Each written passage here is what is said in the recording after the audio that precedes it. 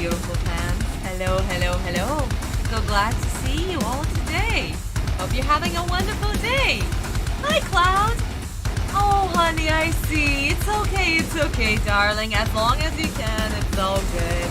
After all, today is a nice, very quiet live stream where we'll be just enjoying, drawing, well, technically coloring, but still. Hopefully it's going to be amazing for all of you, my darlings. So let's just chill, relax, enjoy our time today, and hopefully everything is awesome with all of you. So how have you been? How's everything, my darlings? Hopefully the past 2 weeks have been great for you. I do apologize that sometimes I do need to take a tiny little break in between our streams for one weekend. But I hope that you all are feeling awesome. So yes, today we're not losing our mind. I won't be screaming. I won't be cursing. I won't be killing kids today, sadly. But I hope that you all are amazing today, my darlings. But yes, I guess we can... Hey, Aura! Hello, hello! Welcome, welcome, darling. Glad to see you today. Welcome to your first live stream. Oh yes, my darlings, no losing our mind, no butchering the kids, just enjoying some quiet music and some drawing. All been good, posting a lot on Instagram. Oh, that's so cool, Cloud! I didn't know that you had Instagram. I had Instagram, I still have it technically, but I don't use it anymore, so I do apologize. I hope you're well, princess. Oh, thank you, Daniel. Yes, I am well. I'm no longer sick. That's another thing, guys. I'm no longer sick, thank God. This week, I finally combated my sickness, so everything is so much better, thank God. But yes, no more coughing, no more nonsense. But yes, my darlings. So, as per usual, during our drawing live streams, what I want you to do, I want you to grab your pen, grab your paper, grab a pencil, grab a Copic, grab just anything that you can be in the mood to draw. Just a little bit. Yeah, I mean, if anyone's I drop my handle if you don't mind. Sure, Cloud, go ahead, drop your handle, honey. Oh no, honey, I'm so sorry. Yeah, it's a little bit late. In Russia, currently, it's 2:35 a.m., so my usual time staying up all weekend with you guys until the early hours of the morning. But I hope that you all are awesome. So, my beautiful darlings, let us hop on in and let us enjoy today's live stream. If the music will be a little bit annoying in the background, I'll change it to more Yu-Gi-Oh! DM stuff. But for now, let's just enjoy a little bit of metal, if you don't mind. This is something that I usually enjoy whenever I'm coloring or drawing or just doing some random thing. Ooh, awesome! 2:30 party time. Hey, Jorge. Hello, hello, my darling. Welcome, welcome. Damn, 6:30 here, lol. Yeah, I know, guys. Time zones. Nothing that can be done. I'm so sorry, my darlings. I'm so sorry. Also, interrupting out. Cannot help it. Metal and rock are my favorite type of music, so always gets me in the mood. But my darlings, let us hop on in. I hope you had your paper and pencils ready. And of course, a little bit of wine. I'm saying wine because we're not watching 4Kids, so this is no longer grape juice. But cheers to you, my darlings. Let us have an awesome live stream together and enjoy talking to each other. Oh my god, so early! Yeah, in America, I mean, it should be early enough. But those people that are closest to me, like the UK, yeah, I mean, it's already late for them. It's super late for me, so...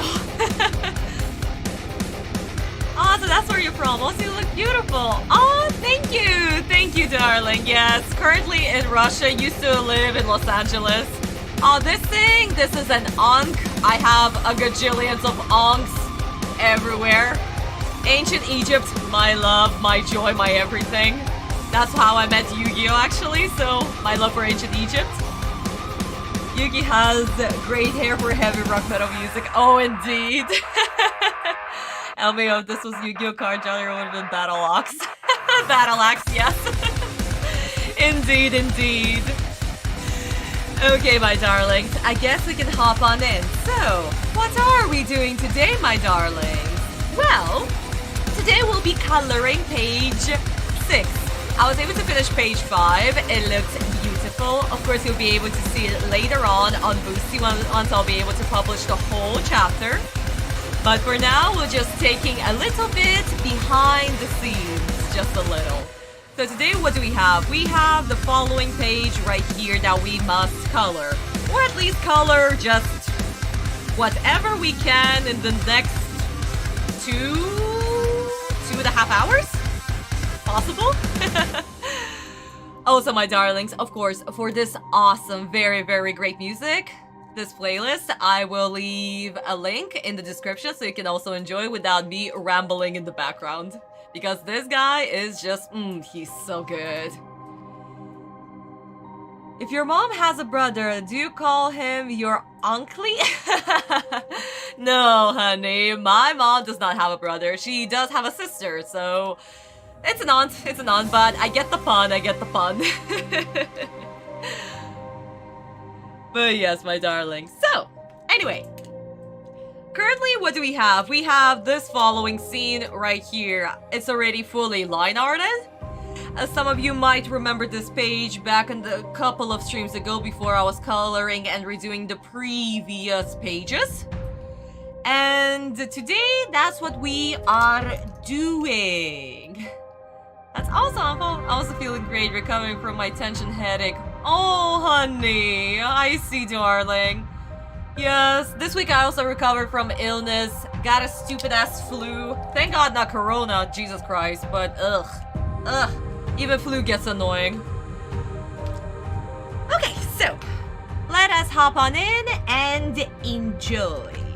So we have currently Honda and Awaii in this interesting scene, so I'm just going to grab my reference colors for the line art and start coloring Honda. So let me just find this current layer right here. And line art everything. Well, color the line art every way that I can. Hey Julian! Hello honey! Welcome to the stream, my darling. Oops. Forgot to do the thing. Currently, all the layers are transparent because they're not filled with any colors. So don't mind that. The picture will usually come together in a bit. Wait a second, what is this?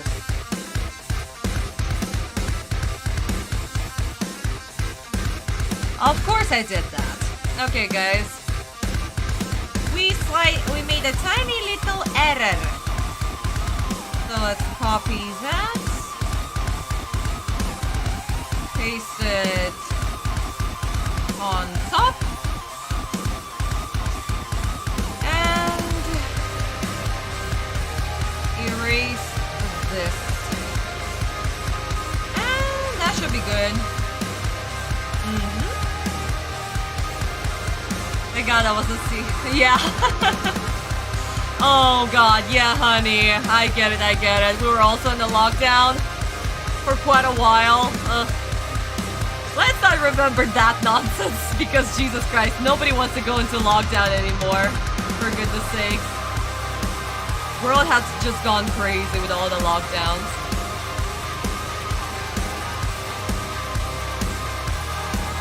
So guys, currently what am I doing? I'm just simply coloring the line art. So the line art would match with the colors of the actual frame.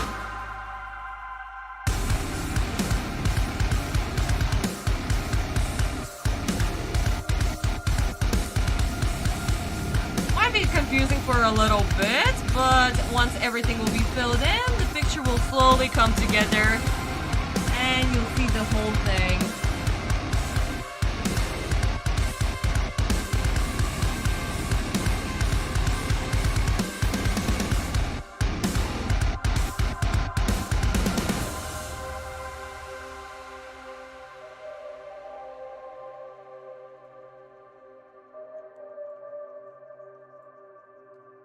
I have great news. You passed your... Oh my god, Julian, you passed your 2 regions. Congratulations, darling. That's so cool. Very superb, honey. Congratulations, darling. Well done, well done. Oh, honey. Sensei has great artwork. He was inspired so much by Western media to create it. He's absolutely great. I talked about the inspiration in my previous live streams. And it's his inspiration for the cards and the whole theme of Yu-Gi-Oh! Is absolutely remarkable. Actually, guys, speaking of which, last stream we did talk about that Sensei was inspired by Spider-Man, right? Sensei loved Spider-Man. So, I've done a little bit of digging because I was wondering what Spider-Man exactly was Sensei was reading back in the 90s and the 80s. And what I came across is that he was probably reading Todd McFarlane's Spider-Man, also the creator of Spawn. Another reason why Sensei would actually be... he would know about Spawn and create a card, the Zombie, as a homage to Spawn. So, it's actually quite interesting how much Spider-Man was able to inspire Sensei and technically Todd McFarlane. Especially what I noticed was that... hands. Literally hands. It was actually so cool to see because... Todd McFarlane, he would draw... Of course, he would draw... Spider-Man's regular press the button to release the web thing, but Todd McFarlane has a very specific way of drawing Spider-Man. Like, the body, he would try to morph it into Spider whenever he would try to draw. And his hands were always very big and in front of the character most of the time to show the motion. And what I've noticed was that Sensei, especially at the very, very beginning, he would draw very big hands, which also could be because of JoJo. So that's just my speculation. But it's quite interesting because despite Sensei he technically stopped drawing very big hands, always bigger than the character's head, but he would still have very unique positions, especially whenever characters would hold a card. It was always this unique touch to it. So, in a way, I do believe, just my speculations, don't quote me on this, but I think that Sensei was very much inspired by Todd McFarlane's style, and that there was quite a lot to it. And again, I also read Speed Reverse finally, so that's another thing. Oh my god. But yes, don't quote me, just my speculation on the topic. By the way, have you heard of Konami's animation that they recently released? Yes, Julian, I did. I did hear about it. It was a great treat to see, absolutely, especially to see Dark Magician Girl, and Blue Eyes White Dragon at the very beginning. It was a unique touch. And other characters, especially, were very cute looking, so yeah, it was quite fun. Very interesting homage to all the characters, especially to you fans who play the game so much.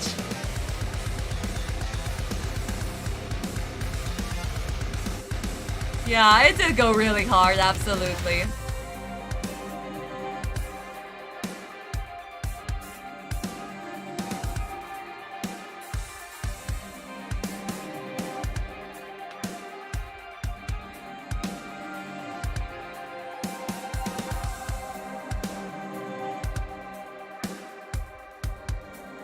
But what I noticed about, again, the cards was that they still did sadly look like a lot of anime boys and girls.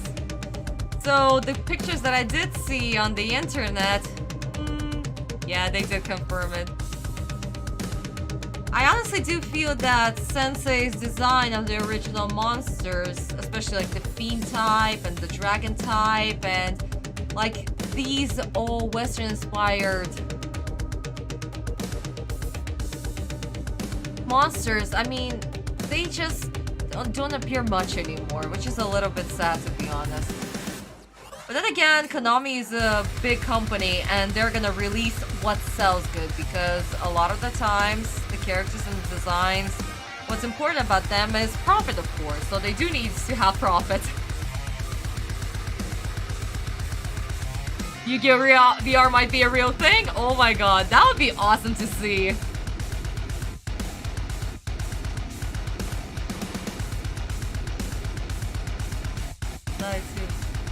No Blackluster. Yeah, everybody actually were pissed that there was no Blackluster Soldier. That's for sure. Bro, I literally get DVR immediately. I enjoyed the animation too. I feel like they should have mentioned the discussion one. They did, yes. They should have. They should have, but again, what were they honoring? They were honoring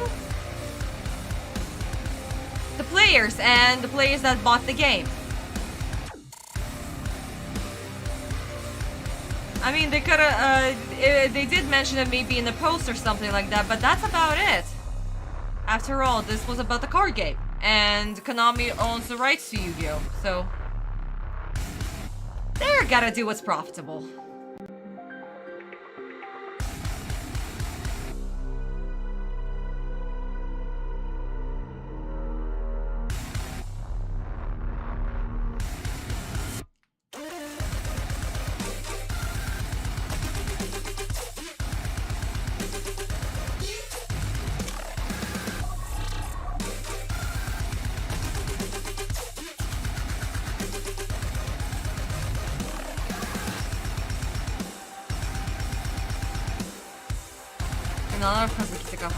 Oh, absolutely, Shonen. Amen. Amen to that. Oh my god, there's no heroes were animated. Oh, yeah, honey, I know. I mean, there are a lot of archetypes that were missing in the animation, but currently they have to market to a much more younger audience, you know? That's what's most important. Because after all of you guys, you are, well, most of you, we're already in our late 20s and 30s, so they need to capture younger audience. So they are going to market more to a more younger audience, and I believe that's why we have these very anime-looking duel monsters. But then again, guys, don't quote me on this, just my speculation. If I at least played the card game a little bit more, then maybe I would actually have a say in this.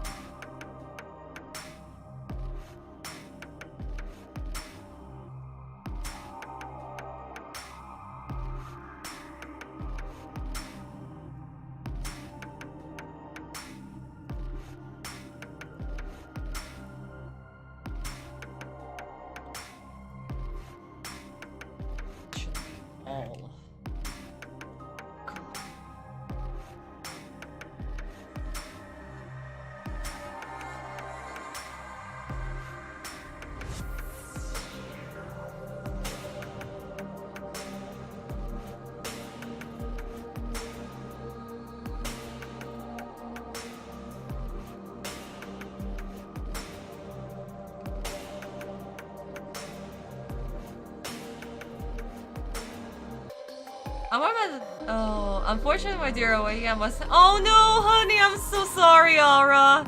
It's okay, darling. Absolutely. Come again. Join us for another live stream. I would love to see you again. Thank you so much for coming. Please have a wonderful night. Smooch, smooch. Love you. I would get it since I'm technically considered younger, but ever since I got anyone to hear Zek, I have a thing. Aww. I'm glad, Julian, darling. I'm so glad. I mean, old school Yu-Gi-Oh is still gonna be old school Yu-Gi-Oh for us, the old fans, because we love it so much. We grew up with it, and a lot of you played the game, and you played it at school, in your backyard, and just with friends. And this is all what Sensei wanted. Just to enjoy his game, make friends. So in a way, this is honestly the most greatest thing that you could have given him. What color skin should Dark Magician have? I find it weird him having green skin, as it reflects him being a hot spirit.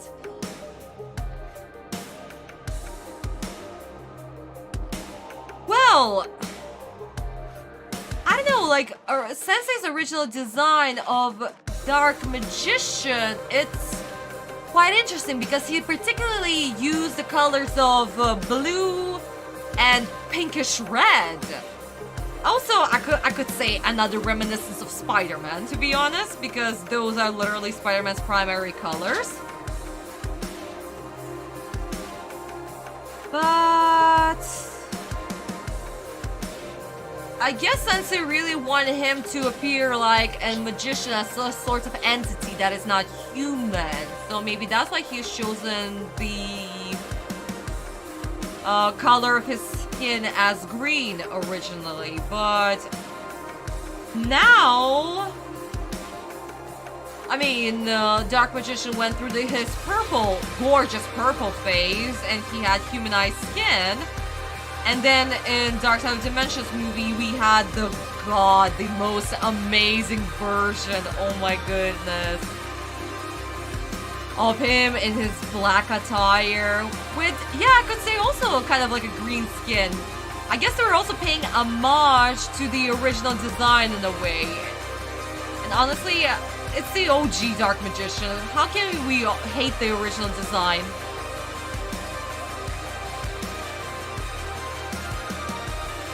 I don't know, there could be something more to it.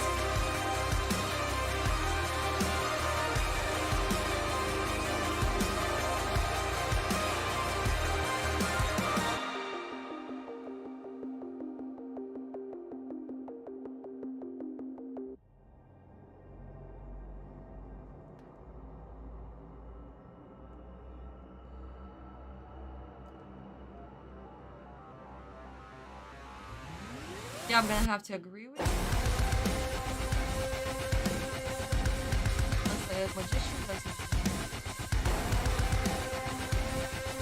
I mean, yeah, absolutely, honey. But like I said, technically the creator, he could go through any redesigns as much as he wants, and I mean, in the manga, that's what he went through. We did have the original phase, and then we had the redesign, and in Transcendent Game, this is where we got the new design for Dark Magician.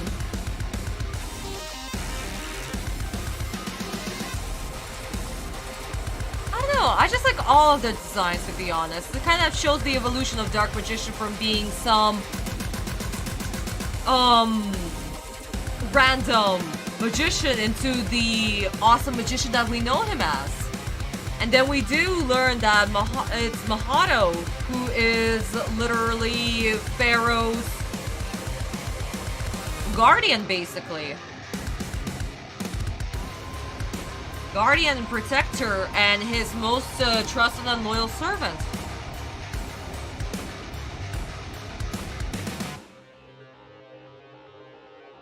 Oh, I forgot about you.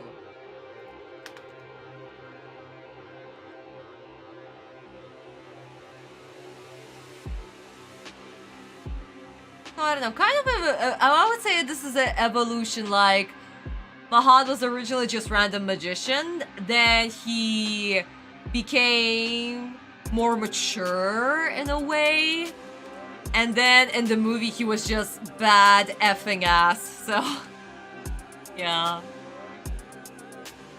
Osiris is depicted with green skin, and Dark Magician girl gets stronger when he's in the graveyard. Yeah.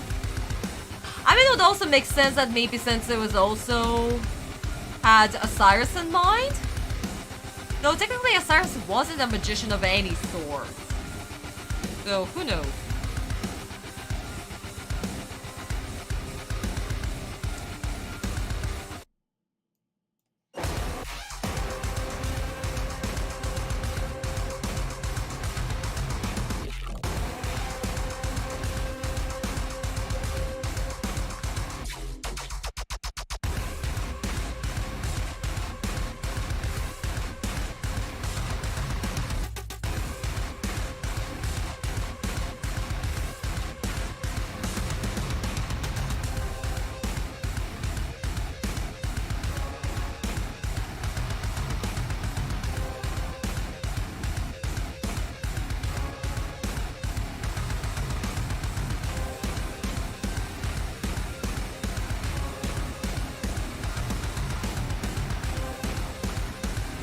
Yup.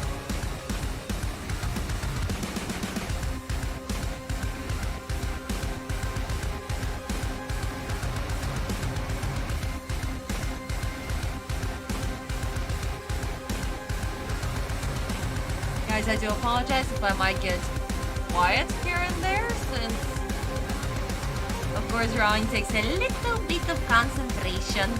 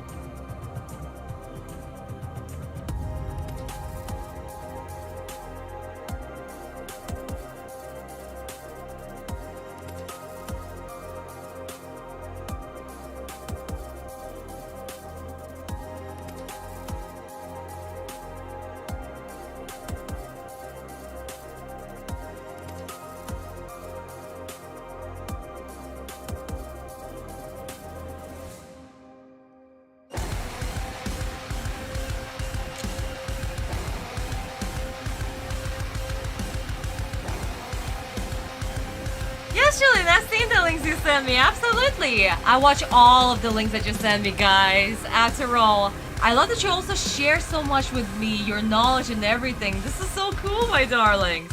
So please do continue sending me everything that you want to share with me and we can discuss it.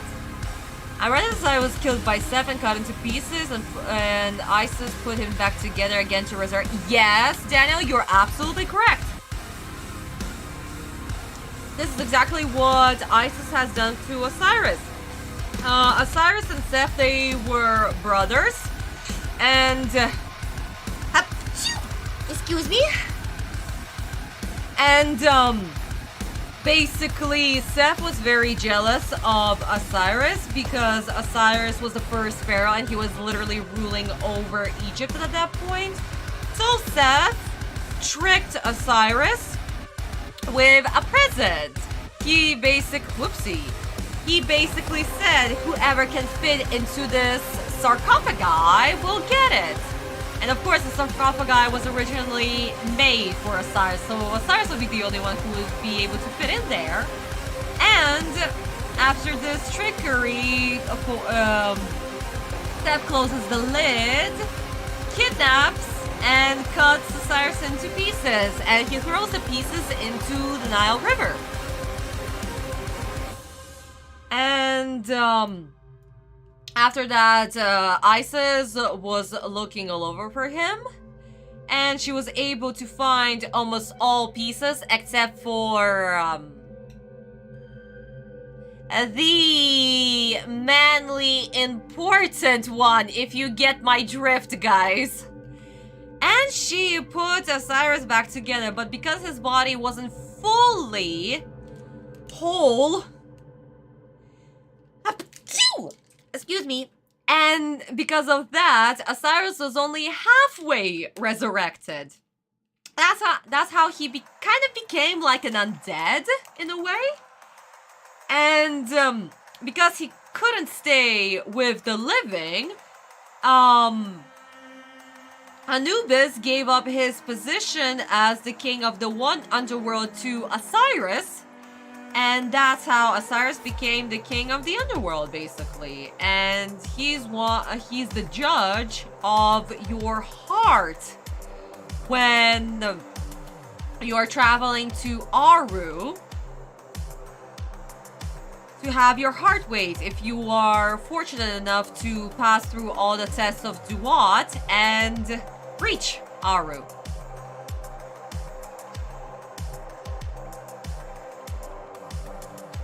Yes, honey. Hi, Merlene. I'm okay. Yeah, just a little sneezes. I don't know where they come from.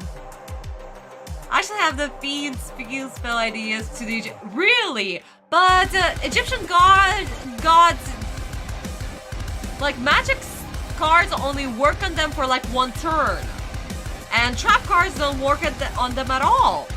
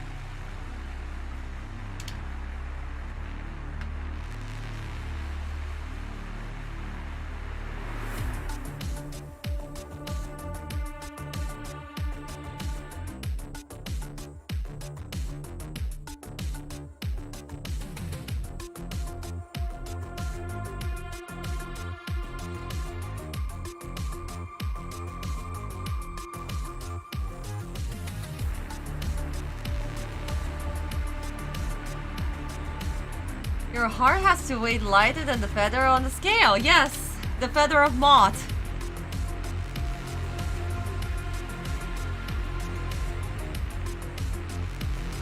The field wells are different, and the spell card has resurrected them from the graveyard and it works for one turn. Yeah. But honestly, does field spell actually work on the gods? That's actually an interesting question, because not once in the show that I've seen that spell card field cards actually work on the gods. Aside from Seal of Orichalcos, but that's a whole other shtick.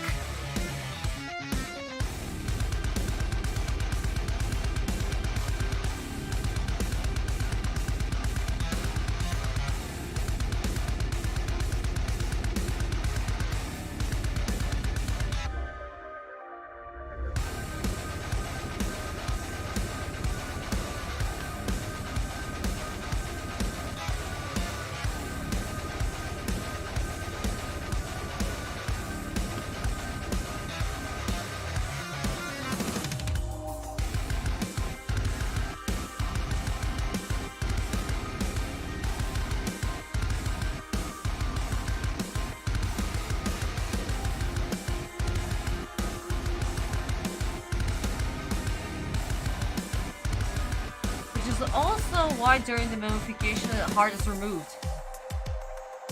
No, Daniel, no.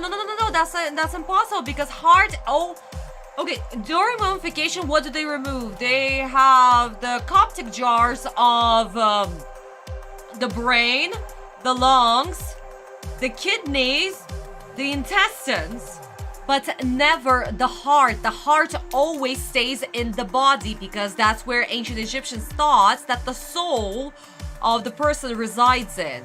They connected brain and heart into one place. They didn't know what to do with the brain, but heart would always stay. There can only be 4 coptic jars. Okay, so the first idea for Osiris, the field spell will be called Skies of the Sky Dragon. Isn't it a little bit too much of the word sky in one name? That'll be like repetition, honey. Maybe something else?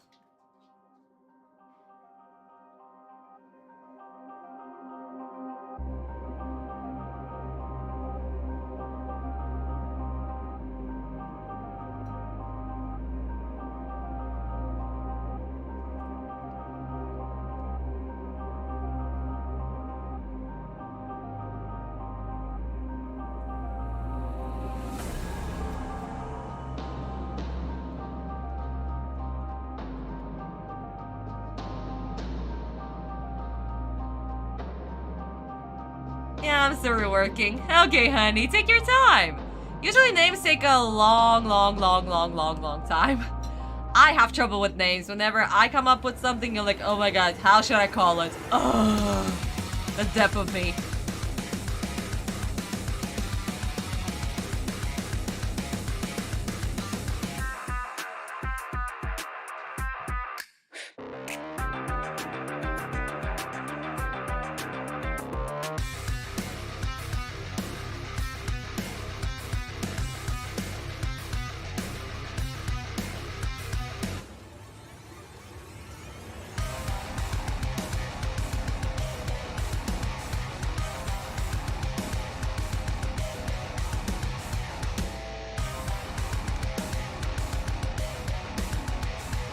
Okay, Away's hair is at least done. There weren't much black, was there? No. Mostly purple and gold.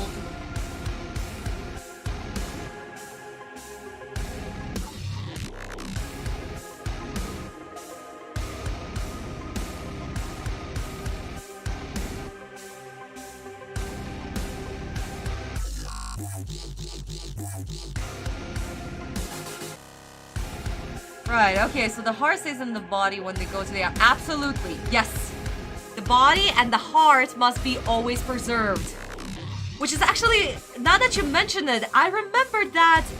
Guys, if you've seen the Mummy movie, the 1999 version, I think?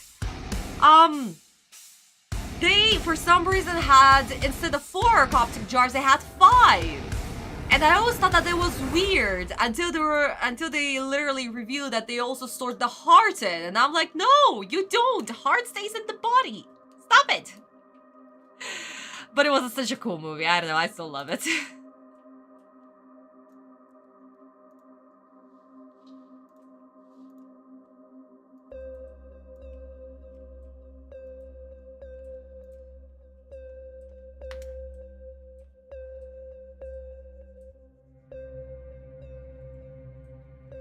I come up with different names. Okay. Which god is Obelisk supposed to represent? Horus? Ooh, that's a good question, honey. I don't know. Because... Horus... Okay, so Horus is the son of Osiris, right? And Horus is always represented by the falcon. His... oops. His right eye represents the sun, and his left eye, the eye that was gouged out by Seth, represents the moon. Also a very interesting fact, because on Autumn's Millennium Puzzle, you can actually see not Sekhmet, but Horus's left eye, which also represents darkness. Because Sekhmet is not, it's actually not darkness at all. So it's quite interesting. Sekhmet, Wadjet, same thing. But regardless, guys, this is literally interesting. Also, why same thing? Because from Wadjet, Ra was able to create the goddess Sekhmet. So, same thing.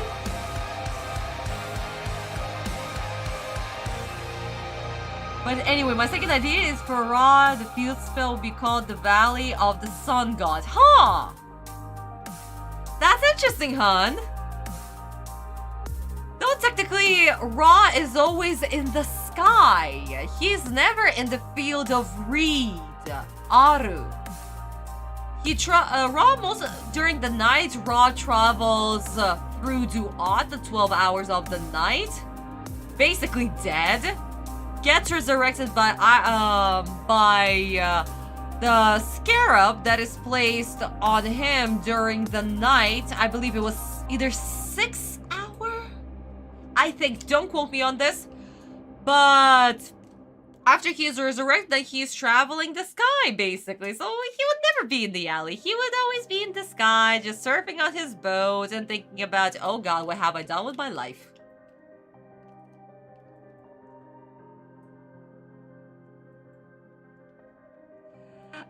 I apologize, guys, if we just literally went into ancient Egyptian mythology. I cannot help it. Somebody mentions ancient Egypt, I become a teacher again and start lecturing.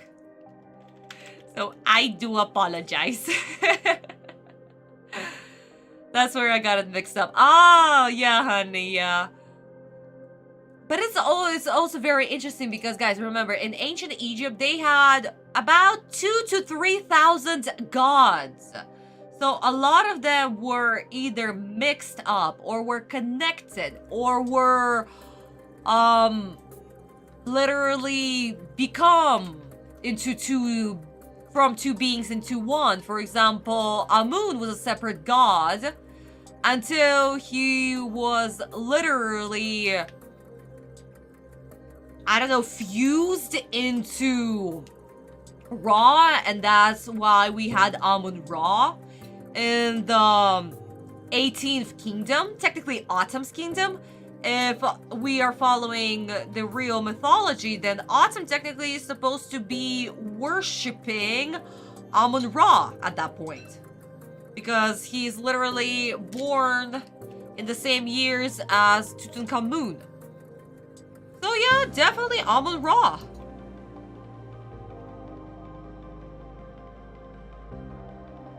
Which also again explains why Priest Seto became the next pharaoh, just like Priest Ai became the next pharaoh. Uh-oh, I missed a spot. The next pharaoh for after Tutankhamun.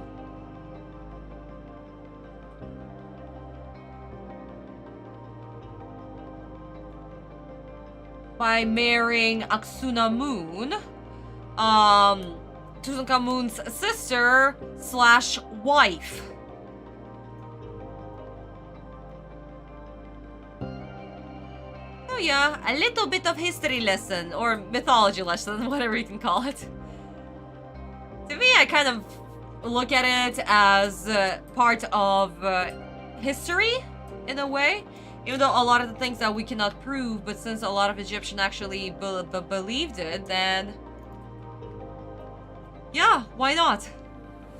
It's a quite interesting thing. I mean, of course, we cannot prove that the gods were real, but we can actually look at the pharaohs and the list of pharaohs that are currently, that we were able to currently find.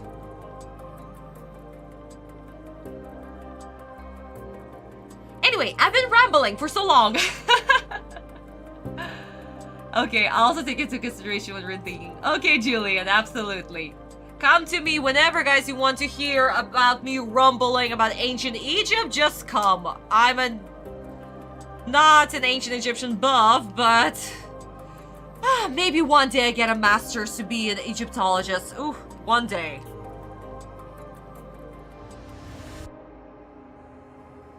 Yeah, about 100 years, Daniel, absolutely. Wait, if not more. Didn't he open his tomb in 16th? Was it honestly in 24?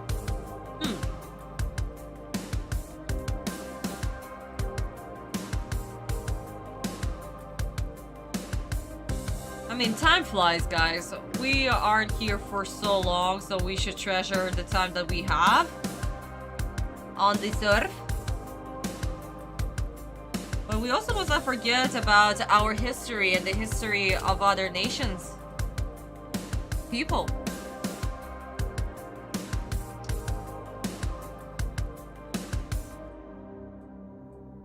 Okay, so line art. Coloring of line art for Honda and Hawaii is done. So I can finally hop on in and start filling everything in with coloring. So I'm just gonna turn off this and Honda and spoon, and fill those in.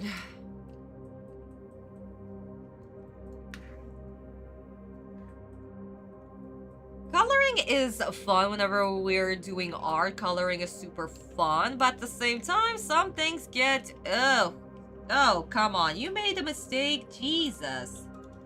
Never can do everything correctly on the first try. We have to make so many mistakes. Oh well.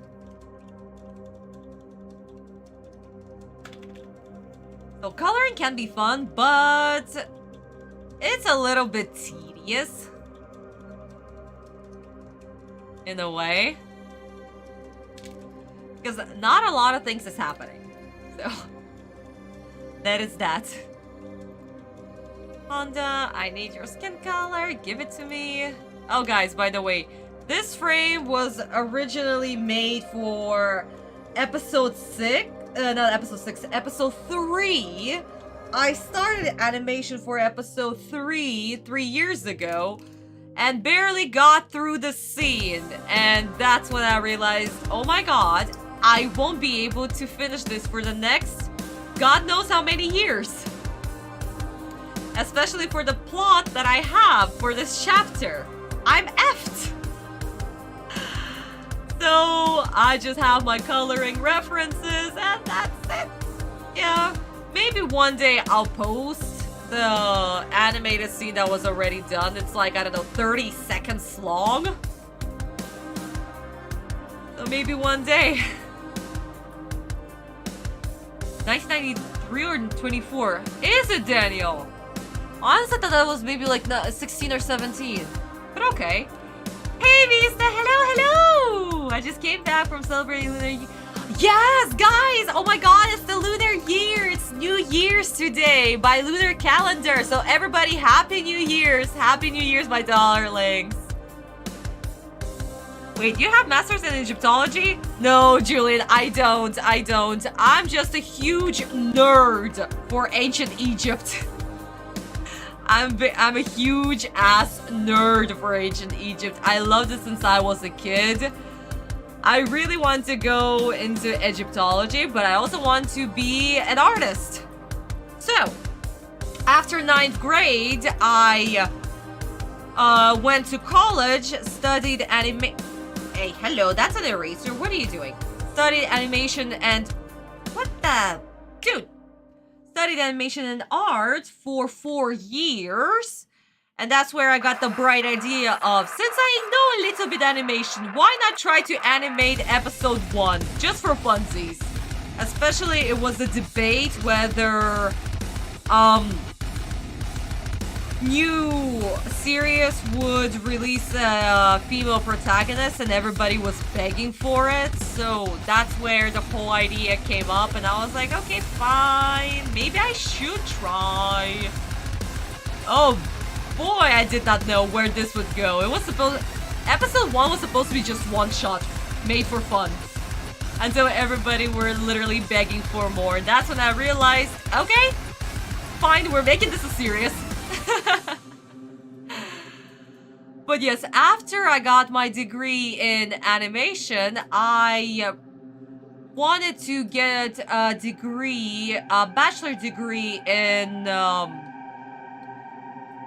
voice acting and acting in general, like theater acting.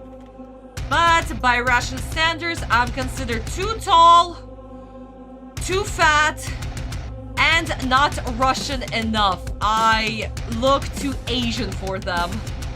I mean, I do have Asian genes.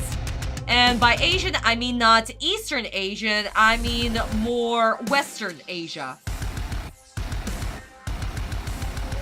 So, because of that, my career being an actress was finished before it started. And that's when I was like, okay, what am I to do with my life? And in Egyptology, you can only get a master's degree. They don't have a bachelor's degree in Moscow. So I was like, okay, fine, I'm gonna study something. What am I gonna study? I need a bachelor's degree, like, now. Because I'm not gonna wait a whole year for that. And that's when I decided, okay, fine, I'll just study linguistics as my major. And it was actually a good thing because in the end, since I was already tutoring a lot of kids and everybody else as a part-time job, I got my bachelor's degree and became an official teacher for English. And because I also had my degree in animation, I'm able to teach art and animation. So that's also a cool thing. But maybe later on, somewhere in the future, when I'll finally decide that, yeah, no, I'm ready for my master's degree. I'm gonna get my master's degree. I mean, it's only 2 years and about 500,000 rubles. So, 500,000 rubles, oh my god. $500,000. Yeah, but no. Sucks to us so much. I thought you already haven't teach it. No, Julian, I don't. Like I said, I'm a huge nerd. I read so many goddamn books about ancient Egypt. I watched so many documentaries. I still follow every ancient Egyptian museum. Whenever they have an exhibition, I follow all of them, all of that. They're still hunting for Nefertiti. I am just waiting for that discovery to happen finally. Oh my god, this would be the greatest thing ever. So yeah, no, just a huge nerd. What I can talk about, that I can literally talk about art and animation for Asians because I do teach that, as well as English and all the little tiny intricacies of English. What if Autumn met King Tut? Well, technically, Autumn could not have met King Tut simply because, in Sensei's universe, Autumn and King Tut are literally the same person. Technically, Autumn takes place of King Tut.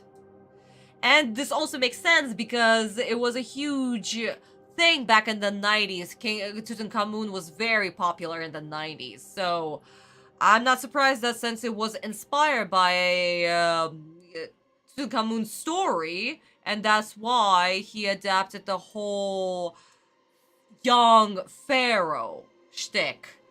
And again, this also points to Tutankhamun being the same as Autumn because Priest Seto became the pharaoh right after Autumn died. And it's the same thing that happened with Tutankhamun. After Tutankhamun died, either by a hippo accident, or he fell off the chariot, or he was poisoned. But,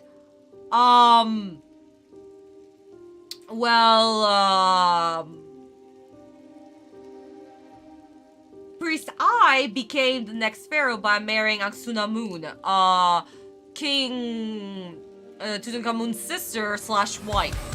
So that's how. And Seto basically does the same thing. He becomes the next pharaoh. He doesn't marry anybody because Autumn doesn't have a sister nor a wife. So, yeah. Chinese New Year, the Year of Dragon. Yep, it's the Year of Wood Dragon, guys. That's why I was wearing my kimono during New Year's.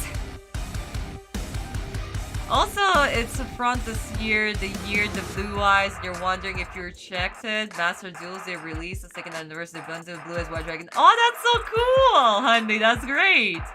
Wait, there's a difference between Asian. Oh, honey. Asia is so big. Oh my god, there's so many countries in Asia. Of course, we mostly know Asian countries like Japan, Korea, China, the Philippines, Thailand, but there are also such countries such as Georgia, Jordan, Turkey, Saudi Arabia, India, Mongolia, Kazakhstan, Afghanistan, Syria. All of them are in Middle East/Asia. So yeah, and my ancestors come through from somewhere in Middle East/Asia. Well, technically they come from Mongolia, basically, because Mongolia was they captured lots of land of Rus, of Russia. That time was called Rus, and they also captured lots of lands of China. So there's a whole mix, honestly, and Russia, Rus, was ruled by Mongolia for 200 years. So we are such a mixed bag. Like, in Russia, we have so many nationalities, ethnicities. It's crazy, guys. But no, honey, you're not racist. It's cool, it's cool. After all, not everybody travels to Russia nor Asia, and technically Russia is Eurasia because half of the country is in Europe and half of the country is in Asia, so there is also that. That it does. I'm always getting lost in my craft as well. Aw, that's so cool, honey. You would have been a great actress. Honey, but I cannot help it. I guess being 5.7 is considered super tall in Russia, and being 60 kilograms is also too fat. I mean, literally, I was in heels, and other girls that were also in heels, they were literally breathing to my neck. They were that short. Because it's regular for Russian girls to be like 5.5, 5.6 at most. And apparently West Asian people are taller. I mean, we are, but yeah, no, it's cool, my darlings. I'm Vietnamese. Yes, Vista, yes. Technically, we are very close. I heard Philippines are really nice. Oh, honey, Julian, you should talk to Vista. She's the most wonderful, nicest girl ever. I love her so much. Mwah. She's awesome. And Philippines are also very awesome people, honey. Oh my god. Like, I don't know. Guys, like all other countries, of course we're gonna be different. Every country is different. We're gonna have our ups and downs. We're gonna have our culture. We're in a way are gonna be different, but at the same time, we're all the same. We're still people. We're skin and blood. So to be judging and looking at other people by the hair color, the skin color, the weight, the size, the head, the height, who cares? Honestly, who goddamn cares? We bleed the same, we are the same, and all we want is peace, quiet, and to live our life to the fullest. And I think that my playlist is over. On this awesome note, my playlist is over. I guess let us listen a little bit to some Yu-Gi-Oh! Osts. That would be lovely. Let me just open my gajillionth playlist because I have like 5 of these. So is this the longest one? Because not all of them have every single one. Oh yes, this is the 300 Ost one.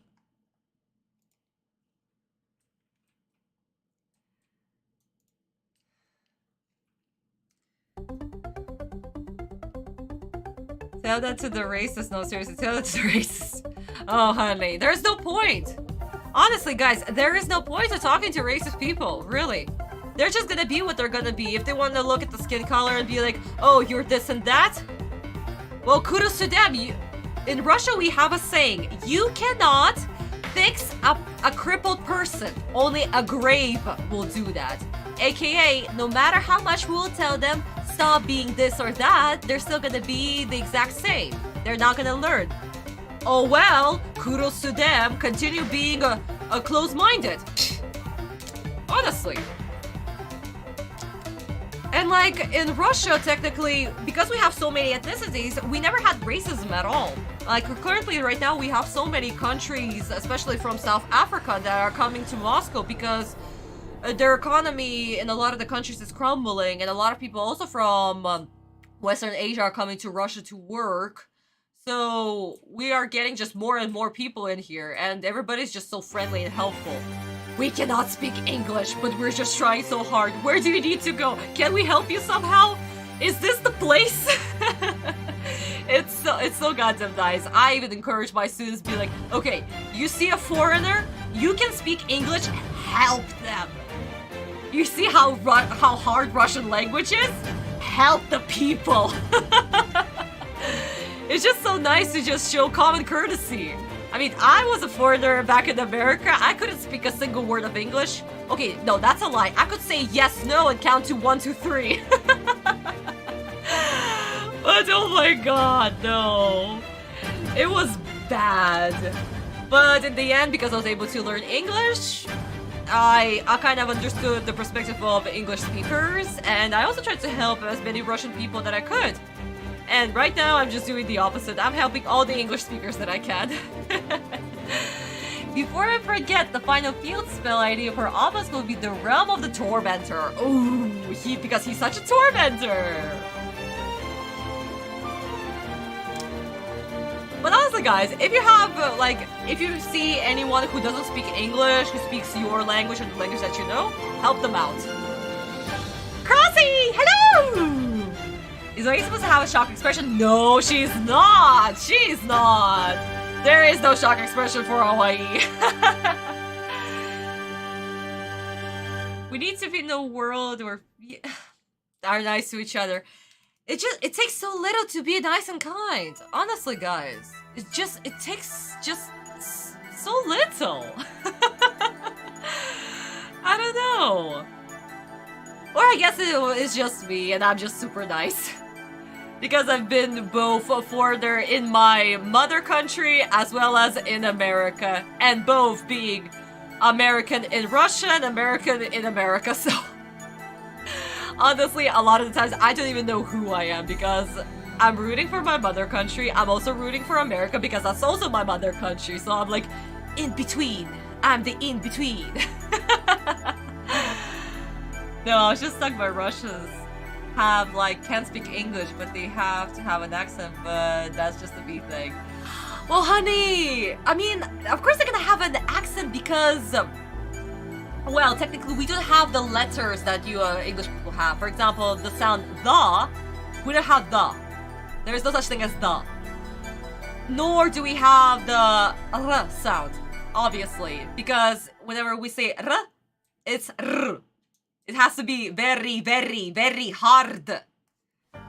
And again with the H, we don't breathe out. Whenever we're speaking or having any consonant sounds, we pronounce them very, very strong. We do not breathe out at all. So yeah, no. Not to mention whenever we're speaking in Russian, we can have our mouth completely closed.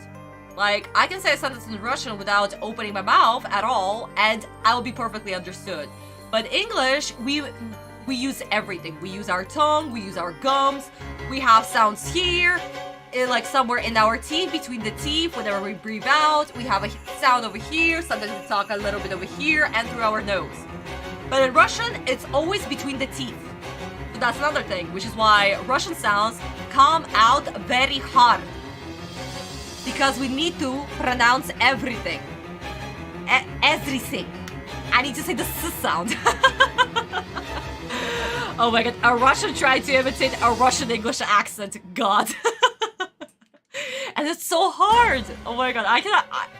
I literally need to think whenever I need to imitate the accent because it's so goddamn hard. I'm so not used to speaking with a Russian accent. I mean, sometimes I do slip up here and there. Because I haven't lived in America for oh god, it's been guys, it's been almost 14 years at this point. Jesus Christ. And I also forgot Hawaii's hair right here. Oh my goodness. But yeah. And like in English, actually, we don't have a lot of Russian sounds either. For example, there is no ts sound. There's no ts or uy or okay, we have ch, we have sh, we don't have she or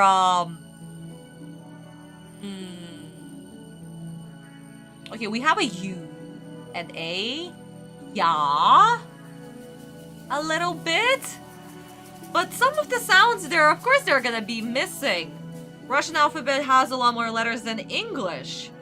So, to be honest, every language is very interesting, and the more that you learn about it, especially where the words come from, the more awesome it gets. So I do recommend sometimes just learn another language, and in a way you also learn your mother language as well. How do I help me? When I was relearning Russian again and officially becoming a teacher, an English teacher, it was quite an interesting experience, honestly, because I was able not only learn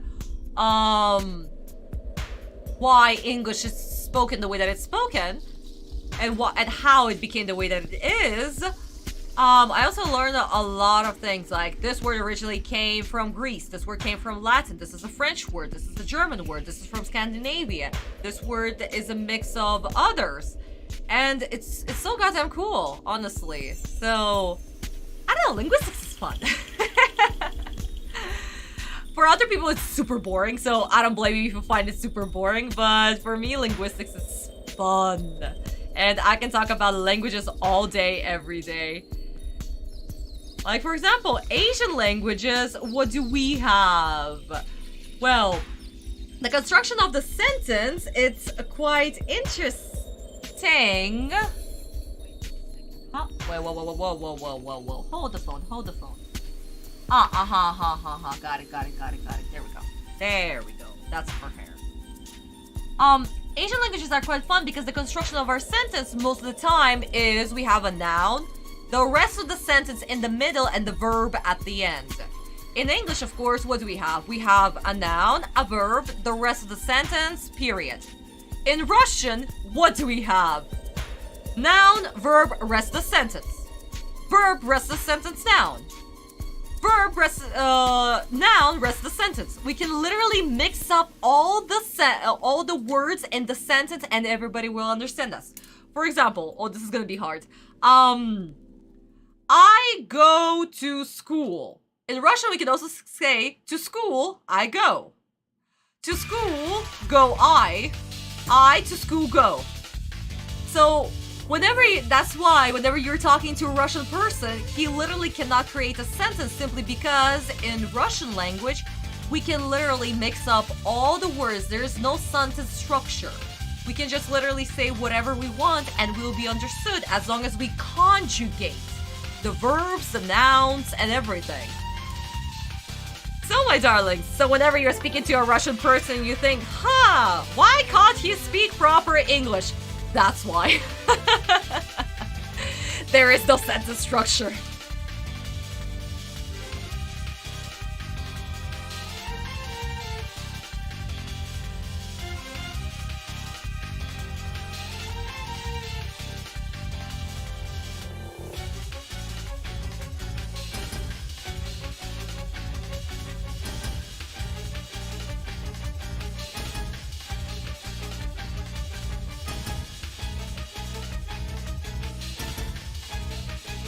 That should be her hand, not her hair. Okay. So let's start filling in her hair. No, honey, they don't. We don't. We don't at all.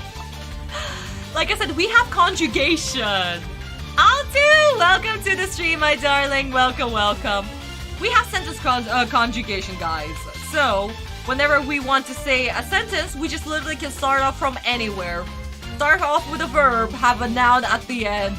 Start off with a noun, have a verb at the end. As long as we conjugate the sentence properly, we can literally mix up words however we want. And the sentence will be fully understood. So ask me about Vietnamese. Half the times it's confusing because the phrases make sense in Vietnamese, but not in English and vice versa. Oh, honey, don't mention it. There's so many phrases in Russian that will never make sense in English whatsoever. Not to mention how effing blunt they will come out. Where people will be like, what the F are you saying? What is this? Oh crap, I missed his hair. Oh my god, I keep on missing away his hair. Woman, you and your goddamn gorgeous hair that I drew for no goddamn reason because I wanted to and now I regret everything. Oh, I grabbed the wrong color. Ah, of course I did.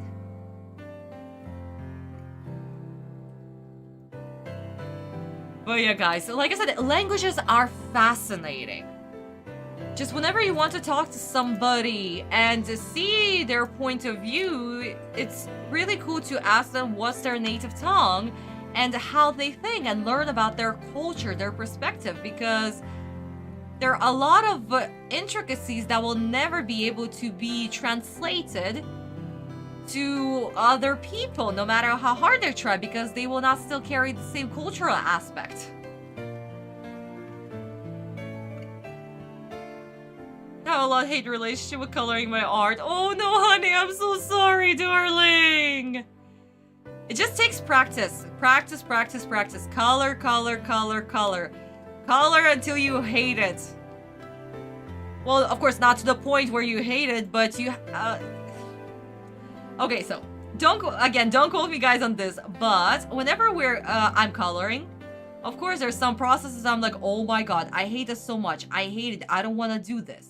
But I continue and I strive to make it work. Like, for example, I had huge trouble with hands. I could not draw hands to save my life. I mean, my faces were also ugly, so... But I continued practicing, practicing, and practicing, and practicing. Sometimes, of course, I would quit. I'll be like, nope, I'm not drawing hands. Nope, I'm not coloring today. Nope, I'm not line ironing. I'm not doing anything. I hate everything. I hate this. But I pick it up the next day. The most important thing about drawing is to enjoy the process. Stop comparing your drawing to somebody else who has been drawing for 20 years, 30 years, 50 years. You're not going to learn to draw in like 10 minutes. Craft always takes years. And it's something that I also understood because I was always so pissed at my drawings. Why am I so bad? Why am I so bad? Why can't I do this? Why can't I do that? This is so easy. Until I literally started to do this for 14 years now. And I see my progress, and every goddamn month I just go back to my previous drawing and I'm like, oh my god, did I draw this crap? Have I drawn this shit? Jesus Christ, this is so ugly. I want to redraw it. But this is usually what happens with everything that you draw. You just instantly hate it. You're so proud of it that one day, and then literally the next day you're like, oh my god, I hate it. I want to fix it. And it happens with every single craft. Just look at the artists and singers. They're probably thinking about their movies and their music the same way. They're like, oh my god, have I done this? This sounds so bad. This looks so bad. Oh my god. Me and my friends in Ninjago fandom are so funny because we simp over Lego characters. Oh! That's so cool! Okay, I just got an idea to make it Egyptian mythical creature cards that I think that Autumn will use. Ooh, which ones, honey? I'll be checking your knowledge of ancient Egyptian mythology. I'm not even kidding. I may not have a degree on this, but I have, I don't know, 16 years of studying ancient Egypt, so I will not quit. English language only started to be used in London due to Geoffrey, I'm gonna definitely butcher this, Chaucer in the 14th century. Before then, French and Latin were... Yes, absolutely. Absolutely, honey. English is literally a mix of so many languages, of Latin, of Greece, of French, of Scandinavian, of Norman. It's a whole mixed bag, for goodness sake.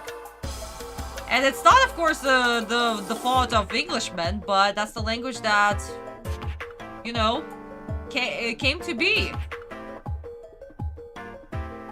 So it's okay. So some people consider English to be very easy, and some people consider it hard.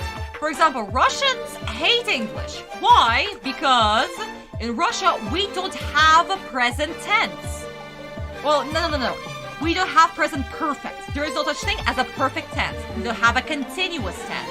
We just use, we literally use present simple, past simple, and future simple. That's all. And everything is affixes. It's suffixes, suffixes, suffixes here, suffixes, suffixes there, prefixes this, prefixes that. 5 to 10 suffixes in just one word. Yeah, so Russians will never understand the whole present continuous, the whole continuous tense in general, because there's no such thing in Russian. They will never understand present perfect or just perfect tense in general, because there's no such thing in Russia either. So me as a native speaker, it's what I'm trying to do whenever I teach these tenses. I'm trying to explain why we use them in English. What do they represent? What's the purpose? And how it can be synonymous to Russian language in a way. For example, even, I don't know, commas. Commas in Russian are put one way, in English they're put another way. Like, for example, before but, we always have a comma, which is quite also common in the UK, but in America, we never put a comma before but. And, whenever we have a relative clause, in Russian, we always put a comma. In English, we don't, because, hello, relative clause, why would we have a comma? No, in Russian, we should. So, like I said, grammar rules are just... they're fascinating. Every language has such fascinating grammar rules. You just gotta get used to it and adapt and understand from their perspective. Why is this word used? Why is this grammar word used? Why is this particular tense used? For example, in English, as we all know, there's no such thing as a future tense. Come on, we literally talk in present simple. I go to school every day. In Russian, we would use a future tense. Because in Russian, we're not stating a fact, we're saying that it's something that we are doing in the future. But like, for example, in Japanese, Japanese language, they also don't have a future tense. They also use present in a lot of the cases, and they also have an suffix system most of the time. So we can actually understand what they mean just by the words that are in the sentence. But then again, Japanese is such a goddamn hard language that even if you understand every single word, just putting it in the sentence is already hard. Okay, I'll also explain the effects. Yes, honey, please go ahead. The hardest thing about coloring is finding wide gaps to color in, including the corners. You're constantly looking over everything and struggling to find it. Yup.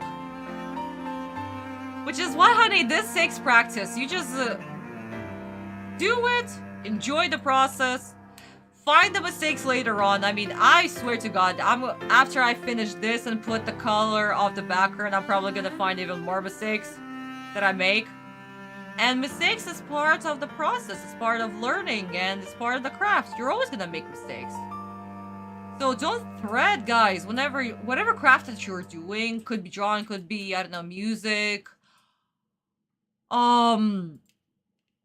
just fixing cars, or, I don't know, carpeting, anything. Mistakes are unavoidable. It's okay to make mistakes. You learn from your mistakes. You learn that, oh, I did this, so next time I should not do it. So nobody should be telling you that, oh my god, you made a mistake, you suck. No, you are learning. And that's what this is all about. Learning. Nobody can learn a new thing if they don't make a mistake. If they're goddamn perfect, which is not possible, we are human for goodness sake, then that means that they're not learning. They're just doodling in the thing that they're already comfortable in, which is not a good thing. We humans always learn and evolve and make things better. For example, you learned how to draw a face and profile. What, are you going to draw faces in profile for the rest of your life and never start drawing 3/4? That's silly. Take on something that is hard and continue working on it until it gets better. And yes, this will take years. Nobody says that in a couple of months you're gonna be like Kagami-sensei or Takahashi-sensei or Oda-sensei. I mean, Takahashi-sensei before he started Yugi, before that he was drawing for at least 10 years. He started back in high school. Todd McFarlane also started back in high school. He was just a kid and he loved it. And of course, he was also passionate to play basketball until the accident happened to him and he couldn't play basketball anymore. And that's where he was like, yeah, no, I'm gonna become a comic book artist. F all of this. And guys, just imagine, he applied to so many publications, to Marvel, to DC, to other publications, and he was taking any single work that was given to him so he could learn, he could study, he could draw and draw and draw. To him, all of this was a work experience. And just imagine, 700 times he was told no. He was rejected by companies. 700 times.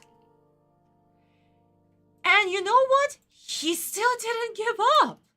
He continued. He was drawing and drawing and drawing and taking more work and drawing until he got an offer to work in DC Comics.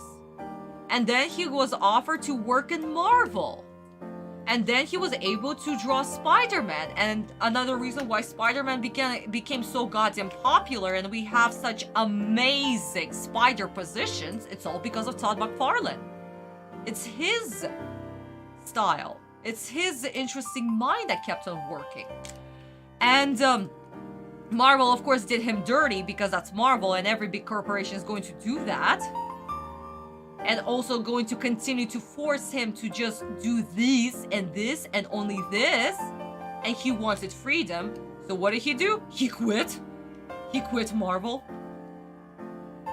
He talked to other artists and he was able to found his own company, Image Comics. And that's where he was working on Spawn.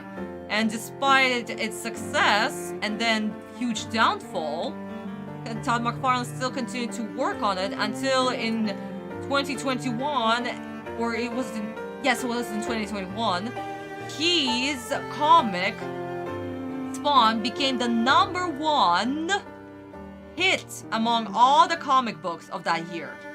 It was #1.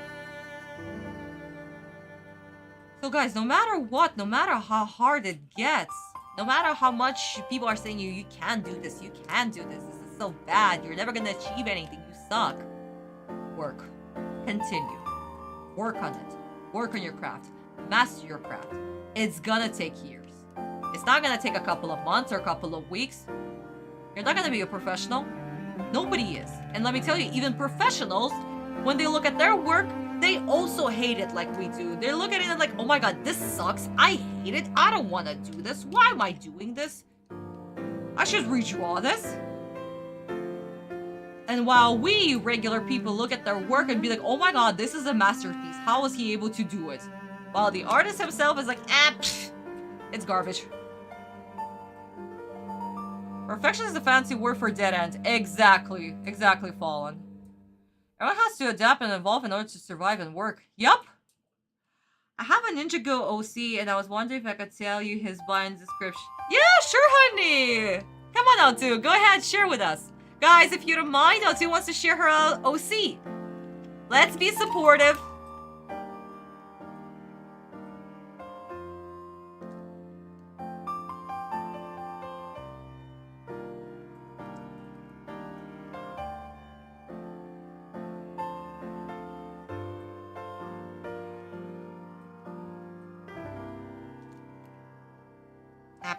Of course, I forgot this and this.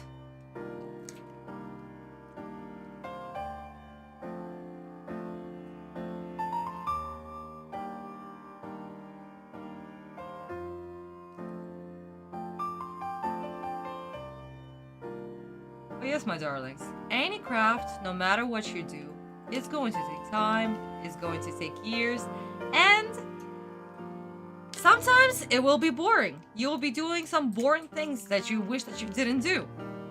But it's all part of work. What's the most important thing? Enjoy. Enjoy your work. Enjoy what you create. Give it to the world. Let others see it.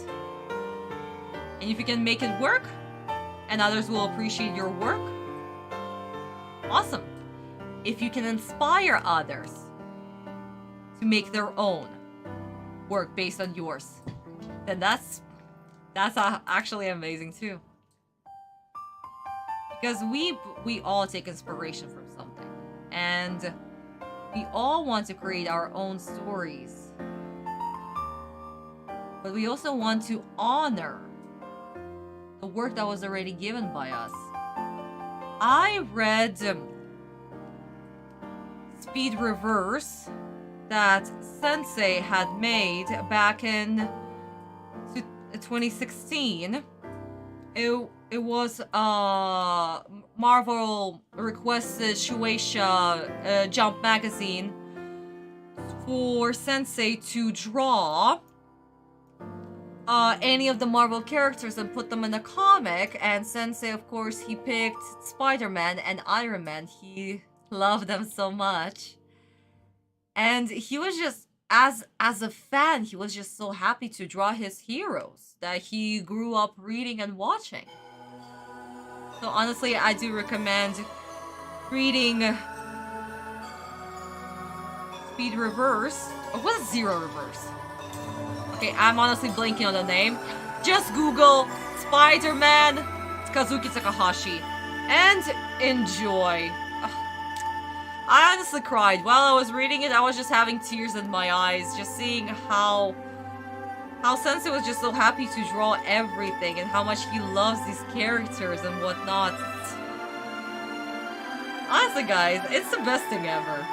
Even a great professional could also fan girl and boy over other people's creations. No? Oh, that's true. I did some boring commissions in my time, but they paid well. Yeah! So there's some things that you gotta do. But you also learned from those commissions. You did commissions and you were able to learn more craft in a way. You know? Okay, the first card will be called Griffith, and you control no monsters. You can special summon this card, and this card is summoned this way. All monsters your opponent controls switch to defense and do piercing. I'm working on the name.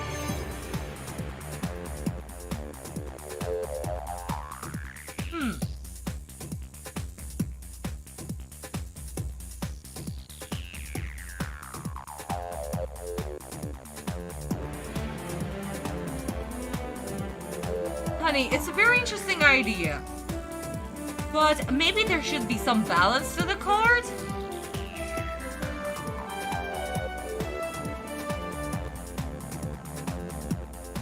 Maybe. I mean, I'm not sure. I suck at creating cards, so don't even quote me on this.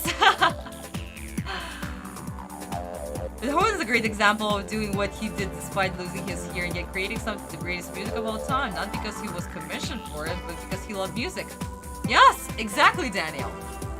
It's all about love and passion for your work, for your craft, for the art, for the things that you can give to others. Not to mention, was it either Beethoven or was it Bach that was inspired by Mozart, because Mozart was playing in one of the bars and one of them heard him, and that's why he also became a musician, because he too was inspired to create. Sure did. Yeah, Sean. So in a way, this is also another learning experience. So don't take it for granted. There's something that we still gotta do. Name is Morkit, transgender, non-binary, 16, 4.5, appearance dark green eyes, fluffy black hair, covering the left eye, dark green, black hoodie, ripped jeans, black conservative, some extra facts, he's a victim of sexual assault. I see, honey. What's the story? What's his character? What's he about? Because, of course, appearance is important and everything, but what's he about? What is his story?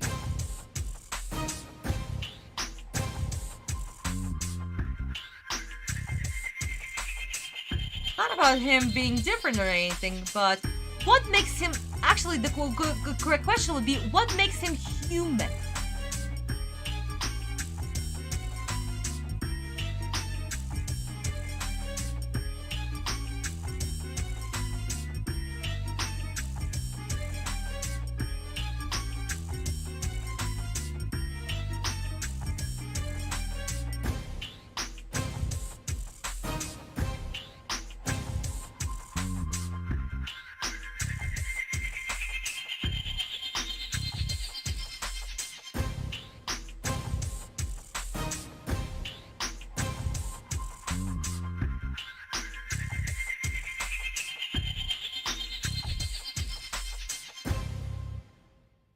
First effect was inspired by Guy the Fierce Knight. Ah, I see, honey. Yeah, Guy did have that effect, huh?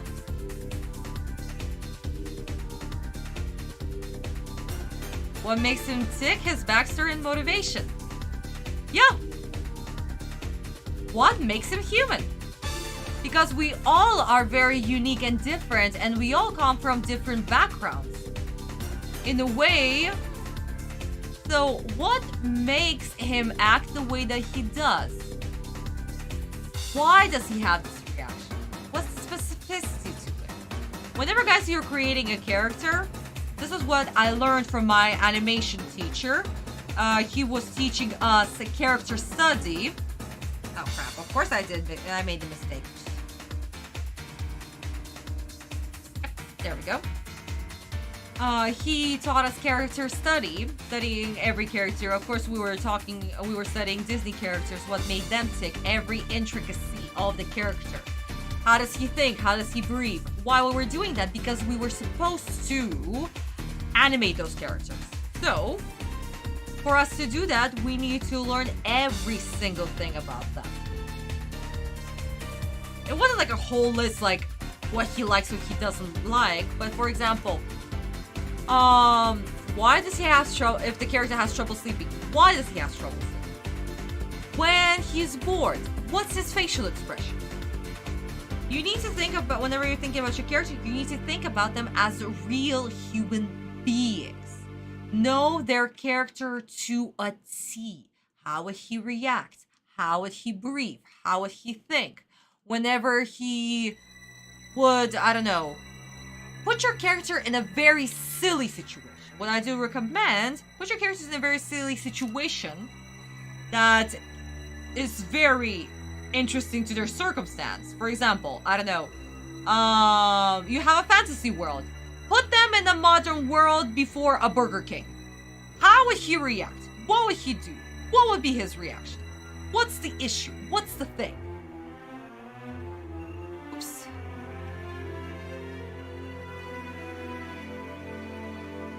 Well, Swift Gaia. Ah, I see.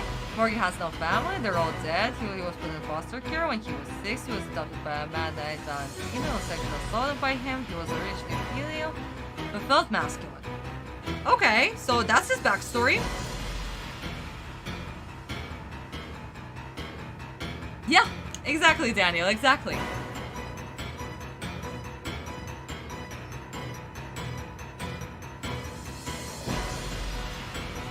You gotta know your characters inside and out.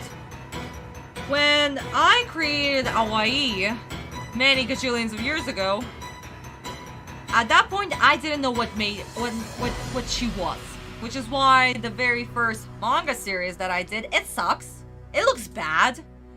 Aoi has no personality. She's just there, apparently. Because I didn't know what she was. Until I started writing her. Like, writing her. Why does she do this? How would she react?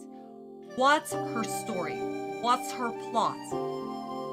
Why would she, again, put in a very stupid situation? How would she react? Put in a very dire situation. How would she react? And that went for all of my characters, guys.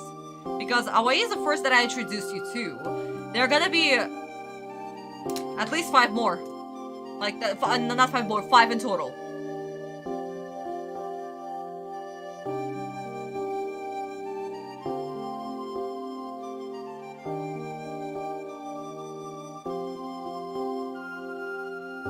Okay. Altu, what makes him tick? What's his passion? What's his greatest thing that he wants in this world?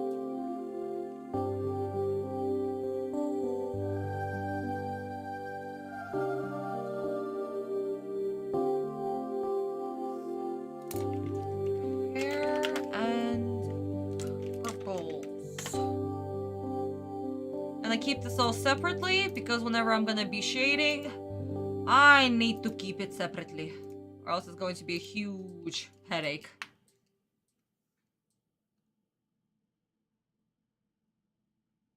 Wait a second. Ah, I see. I done goofed. How did I done goof?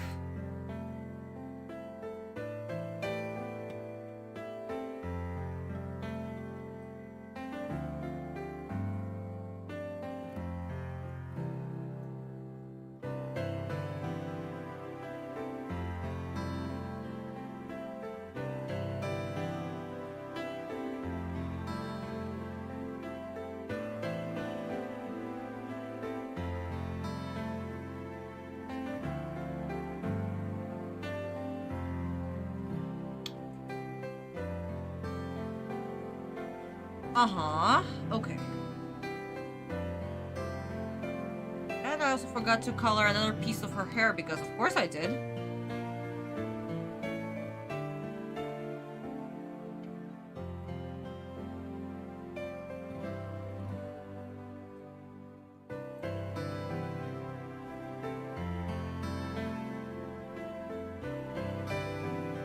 Okay.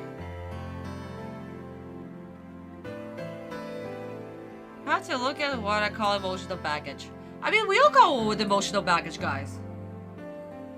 Again, we were brought up so differently from each other. We all have our different cultural backgrounds and everything. So whenever creating a character, don't think about this will make him look good, or this will make him look sad, or this will do this or that.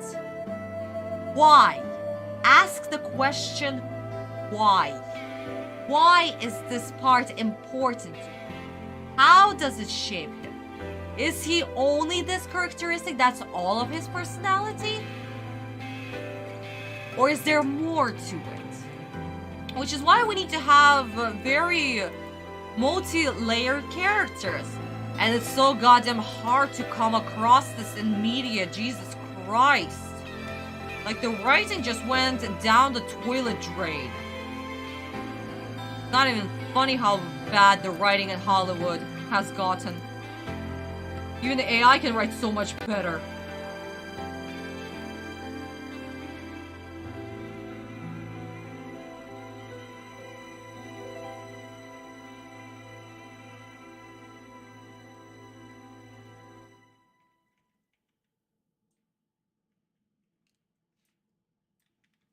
Like, I will never ever forgive what Amazon has done to Galadriel. Well, not Galadriel, Guy Ladriel. Because this is the most ridiculous, disgusting version that I have ever seen. Fan fictions that were written by fans have so much heart and love for these characters, and these Amazon crooks are absolutely disgusting because they literally destroyed her character. She was not manly for the sake of manliness. She was so goddamn strong in her own right. When you looked at her, you felt her power. You feared her.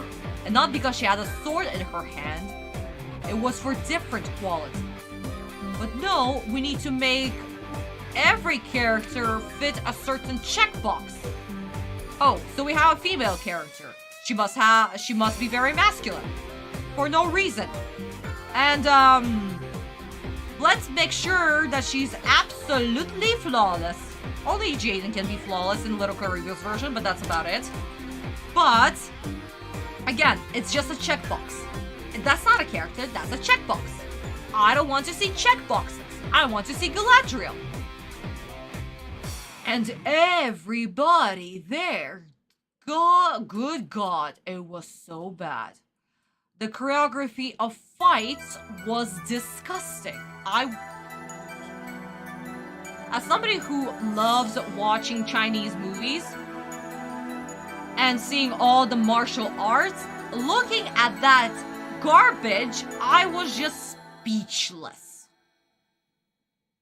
How bad everything was choreographed, and how a lot of Galadriel moves did not make a 0 ounce of sense.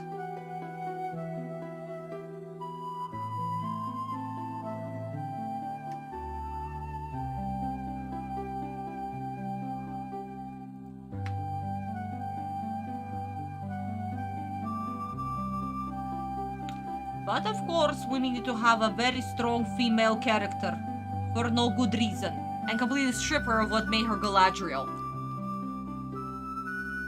Yeah, sure, Fallen. Go ahead, honey. He struggles to understand except what true love is. Oh, too, that's a nice plot. Hey, I'm also absolutely flawless. Okay, Julia, you can also be flawless. But honestly, guys, like I said, what's the most important thing about making a character, any character? Think of them as human beings. Don't do checkboxes. Don't do check marks. Don't do that nonsense, please. Treat them as if they literally, first off, they're your baby. You created them. And they should live and breathe like human beings. And once you've achieved that, go ahead. Have an adventure with them. Create your story. Write it down. Draw it. However you can.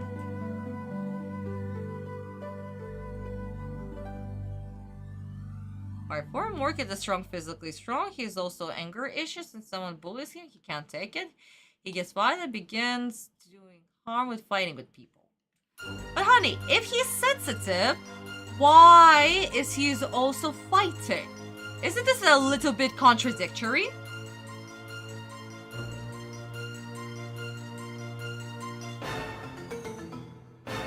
Just my opinion, honey.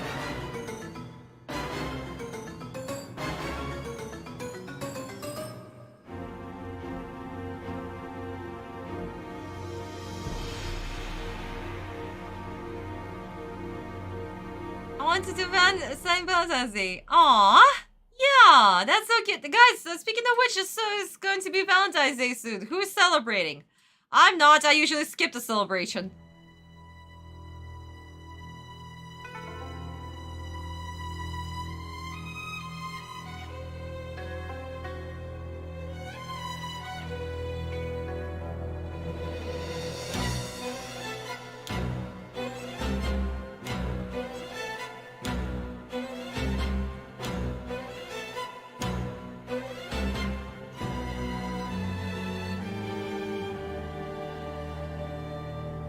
Another thing, guys, that I've also noticed is that for some reason, I don't know how to say this, but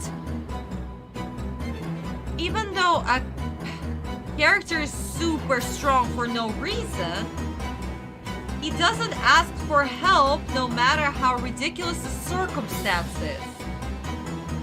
And honestly, I find that silly as well.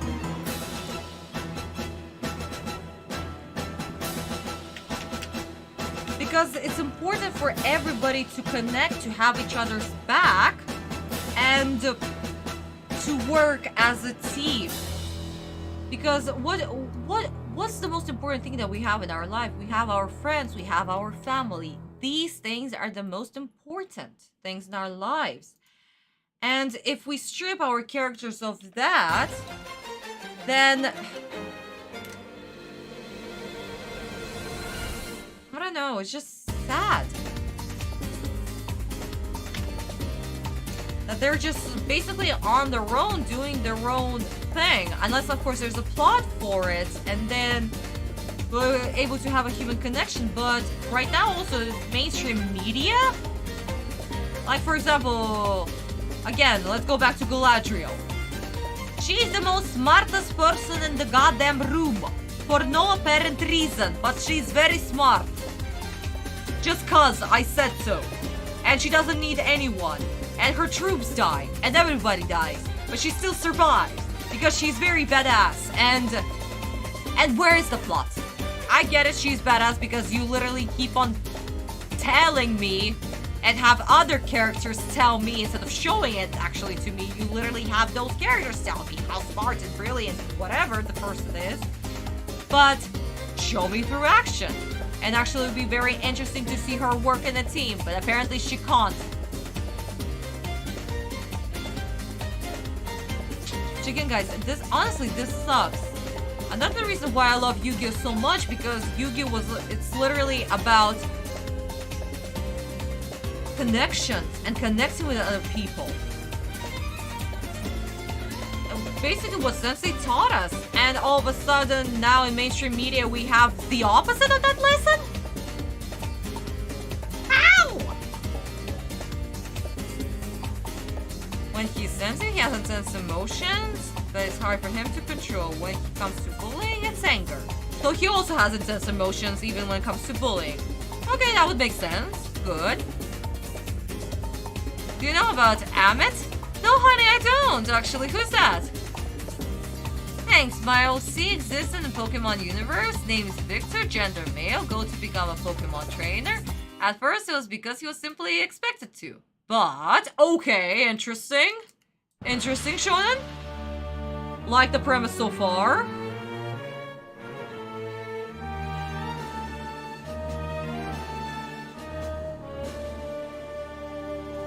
Oh, another fact, more kids used to self-harm, cutting, biting due to 10 years of sexual abuse, like work is clean and alive. Good! But what did this taught him? Since now he's clean of all the stuff, what did it teach him? How did he progress from it?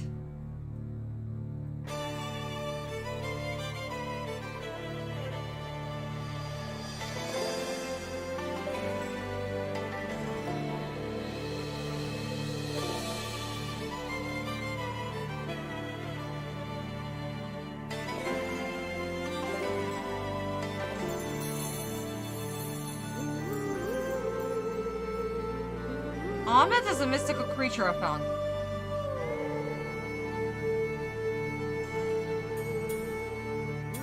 Wait. Amit as in the monster that is eating the heart of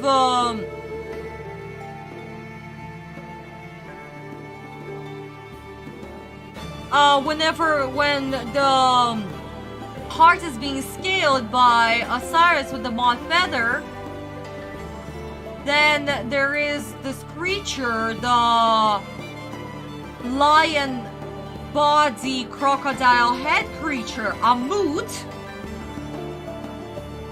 But it's a moot. Maybe it's also called as Amit.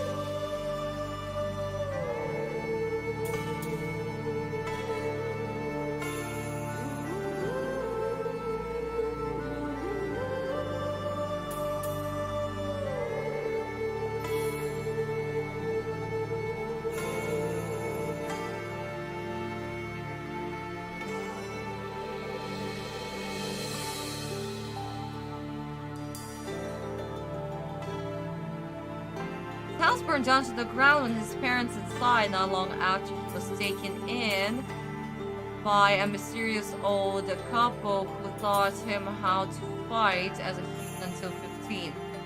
Aww, okay. So in a way he's also a Pokemon trainer, but he also knows martial arts. Interesting. Well, fighting. Maybe street fighting. He doesn't indeed have trust issues, but he also didn't have friends at the time since he was a freak of the school. I mean, that would make sense why he would have trust issues, not to mention the story with his dad. Okay, Okay, so how does this shape him, Altu? So you've described the characteristics of him. How does it shape him? The same. Oh, okay, so Amutamet. Okay, yeah, no, I know about this creature, of course.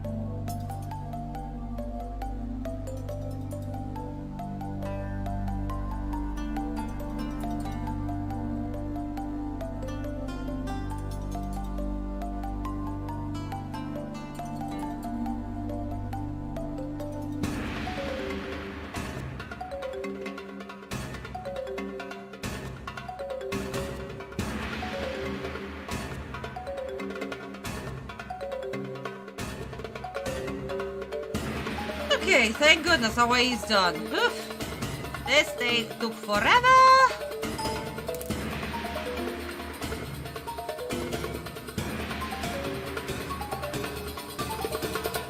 Okay, and now we have Honda. Thank goodness.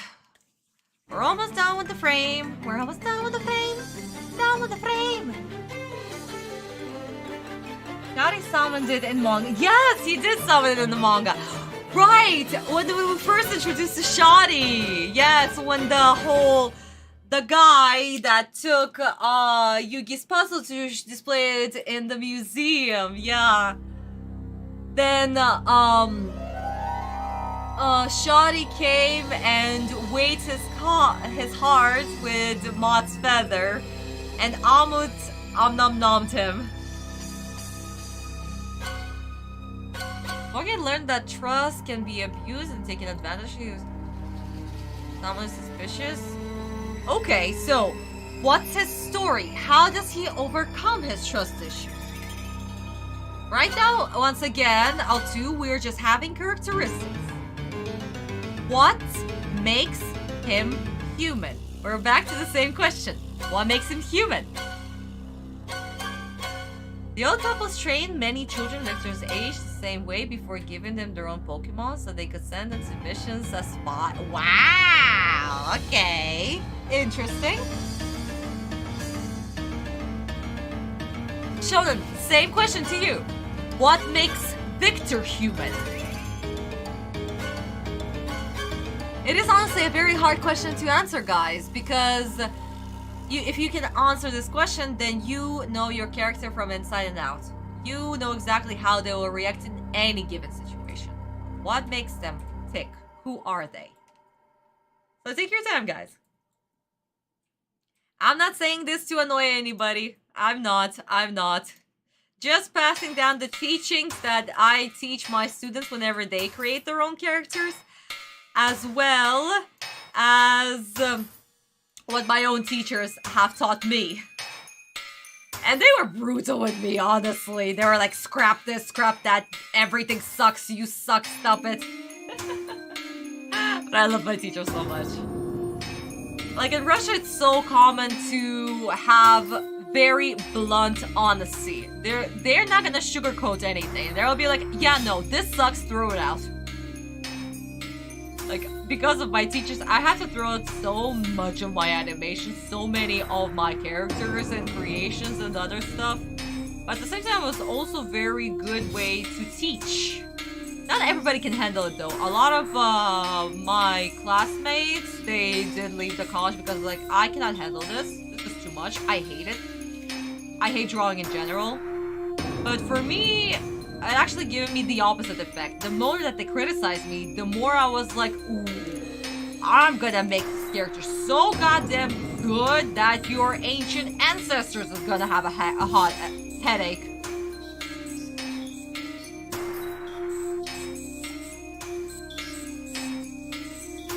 So I don't know. For a lot of people, just any amount of criticism, they get a little bit tense about it. I usually take criticism with like, okay, this is interesting. How can I improve? But then again, guys, not every single criticism must be taken seriously. If, for example, a professional is criticizing your work, take out your notebook, write every single thing down. Everything that he hates, write it down. But if it's just some random person on the internet who's like, I don't like your character because I just don't like it, so then you're like, okay, bye. Who cares? So you know, that sort of thing. So again, this is also us talking about balance. You know which criticism to take and which one you can go like, you know.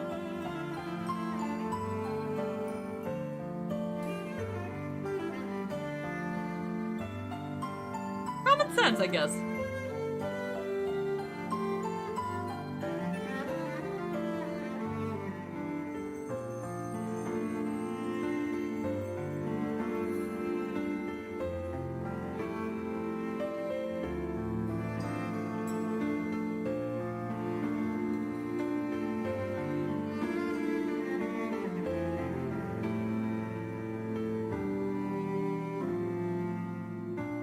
I guess that's all of his jacket.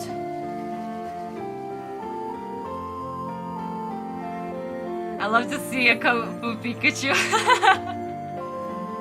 Yes. You're curious to have own Pokemon. Like, Autumn, you can have Pikachu. Maybe Berlin.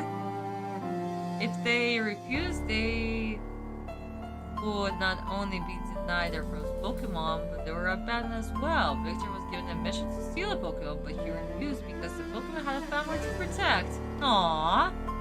He doesn't overcome on anything. I think what makes him human is that no matter how much he went through, he still has a kind heart when isn't provoked. He loves helping people no matter what. I see L2.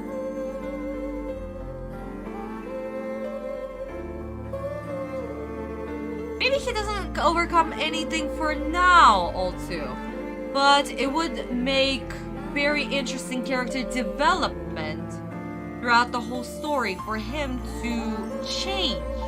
What do we love to see? We love to see character growth because we as people, as humans, we also evolve and change. Except that with characters we can see their change in, for example, in a movie in like 2 hours, which we love. But like in stories and comic books and manga, in graphic novels, and just regular novels, we get to experience how much they grow throughout the whole story. For example, let's take Autumn. So how do we meet Autumn? Before the whole idea that he was a separate character, technically, we had Yugi literally having a second personality where he delivers justice, right? And then when Sensei decided that Autumn is going to be a separate character, then that perspective changed a little. How?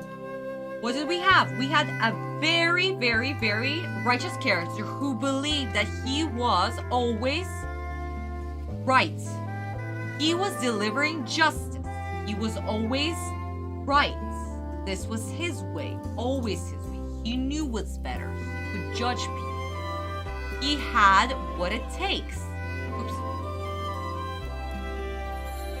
And this is where we meet our first hiccup, where he realized that maybe he alone could not deliver this justice. Maybe he needed some companions. That was the first of Autumn's character development.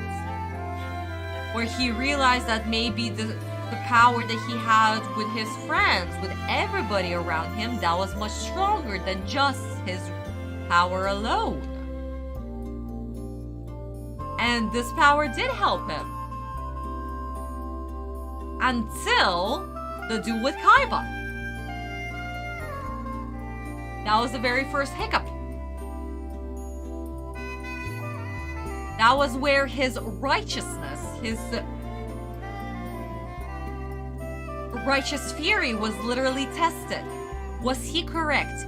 Did he have the right to take his life because Grandpa was more important? Who was he to judge that Grandpa was more important than Mokuba? Who was he to judge Kaiba? You know? And that was the first of character development, because then we have the duel with Mai. Autumn does not grow from this duel. Yugi literally takes the blame for their loss, and Autumn basically continues dueling, promising that he would defeat Pegasus. And when he duels Mai, Autumn doesn't even look at Mai. He doesn't even see her. He just, I need to defeat him. I will get Grandma. I will get Grandpa. I know what's right. I am correct. I am correct. I know. And that's again where we're literally brought back to the exact same topic of, is Autumn correct though? Is he? And this is where we come across his pride and ego. Does he have the right to judge? No. Even though the puzzle granted him the powers, no. So that's something that he learns in the duel with Mai. To not hide. To actually acknowledge that he too could be wrong. That he too needs to acknowledge his opponents. He's not always correct. And then the next hiccup is to do with Pegasus. Because once defeating Pegasus, by literally being isolated, and then the power of unity that was able to block the image of the final card from Pegasus' mind scan, Autumn once again revalues the power of friendship, the power of unity, but Pegasus mentions that there is an evil intellect living inside the Millennium Puzzle, inside maybe all the Millennium items. And is Autumn that evil intellect? I mean, judging so far, that's all that Autumn was doing. He was judging everybody left and right. And mind-crushing people. So is he that evil intellect? Who is he? And then so on and so forth. I can go on about this, which is why I want to make that video essay, which is at this point it's 30 pages long, and I'm still not done. In summer, I'll sit on it, literally, and finish the script. Maybe I won't be able to do it the original way that I want to, you know, me narrating and drawing, because at this point I think that I need to create a full-fledged video and actually showing scenes from manga, scenes from anime, scenes from manga, because, oh god, there's quite a lot to discuss.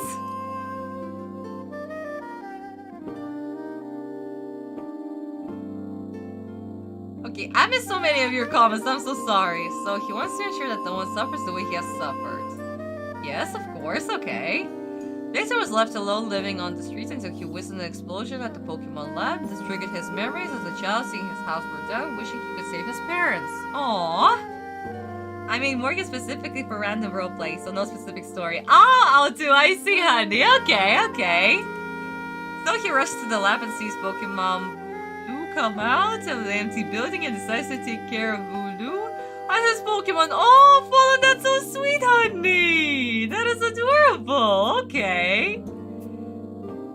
The card will be called Omid Judgment. Maybe Ahmed's judgment, like with apostrophe S. During the end phase of your turn, the following effect will be dealt to your opponent's head. One monster will be destroyed, tails, the card, and the hand is destroyed. That's quite interesting, but then again, Ahmed literally eats the heart if the heart is much heavier than Feather of Moth. Maybe somehow this could be implemented. For example, if the requirements fail, then Ahmed can eat or destroy the card. Or if the requirements succeed, then the opponent can, I don't know, draw something, draw a card, or activate an effect or something. So, you know, this could be a risky because it's literally 50-50.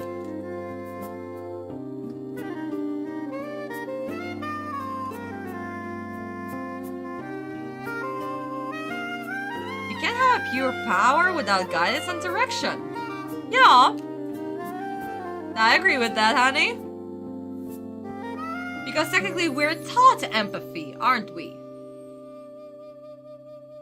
And because he has so much abuse in his life, all too, then it would also mean that the trust issues, everything makes sense, but how can he have pure heart then? Who taught him to have one, you know?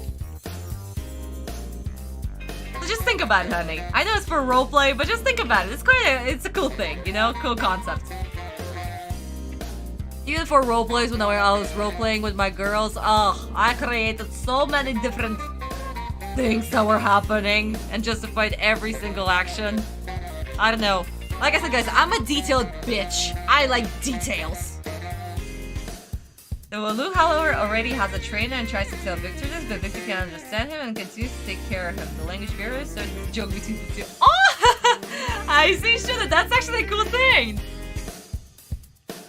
Good idea. Yeah, maybe, Julian. Like I said, just something that I just thought about. You know, just implementing a little bit of ancient Egyptian mythology.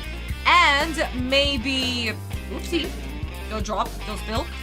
And maybe, you know, putting it as a card effect or something like that to balance out the card. But then again, I suck at creating cards, so take my word for it. Fun fact, Morgan has sharp teeth. He denies his best friend, one of the main characters, thinks he's adorable because they're so small. Aww! That's cute, honey.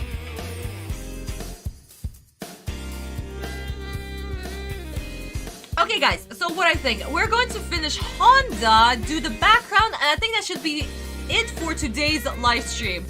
I was hoping to do a lot more this live stream, but apparently I am not the fastest person in this goddamn universe, because of course I'm not.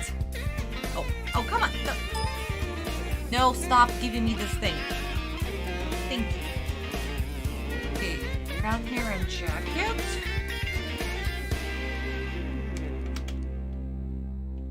Guys, whenever you're also working with multiple layers, I do recommend always naming your layers whenever you're done with them. Name them, because who knows, you might not go back to this picture in a couple of days, couple of weeks, maybe in like a month, and then all of a sudden, oh my god, I need to fix this layer.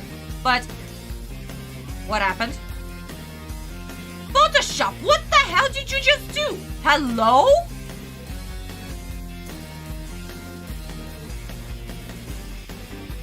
Guys, 2 seconds. My Photoshop just failed.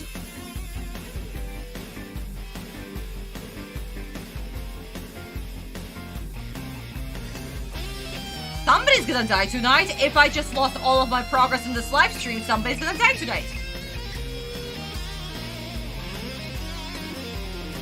Thank you for recovering my extremely large file. Jesus Christ. Yeah.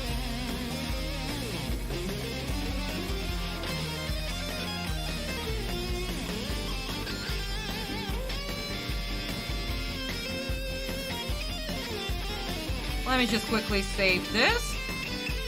Usually I never have fails, but apparently this time I did. Oh boy. Ah, boy! Oh, really? I finished the jacket. Okay, fine. Let's redo the jacket again, apparently.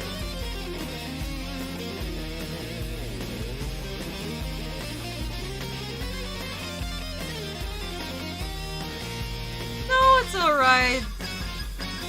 It will be overpowered. I don't really know how to beat it down a bit. I was like thinking, okay, honey, that's great. That's great, hun.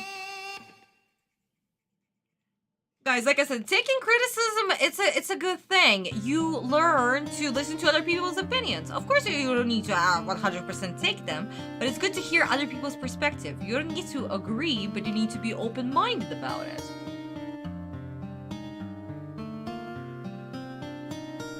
No, it's a cool thing. It's always gonna be a cool thing.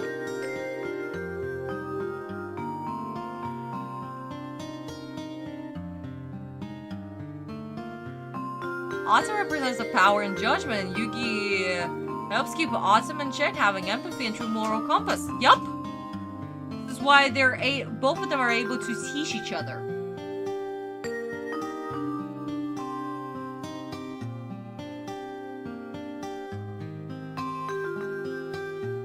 Because Yugi was able to teach Autumn kindness and compassion and empathy, something that Autumn has forgotten in all the time spent inside the puzzle. And Yugi was taught that he was taught confidence and that he can achieve it all on his own. So in a way, he was also taught to be independent.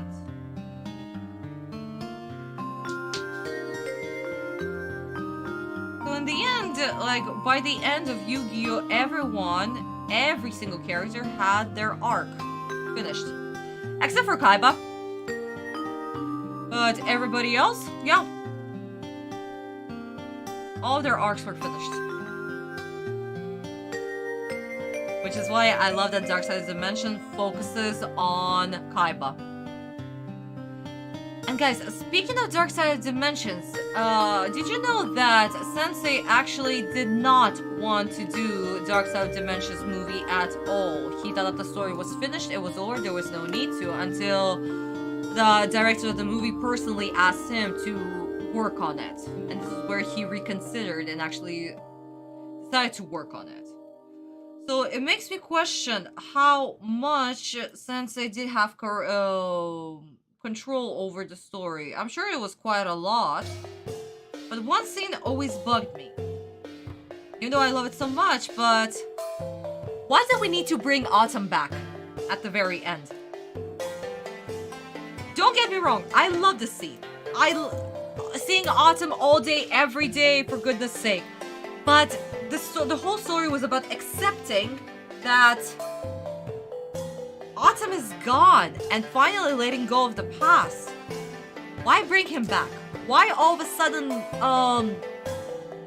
Millennium Ring had darkness inside of it, even though after Autumn regained his memories and they were the items were used to open the door to Aru,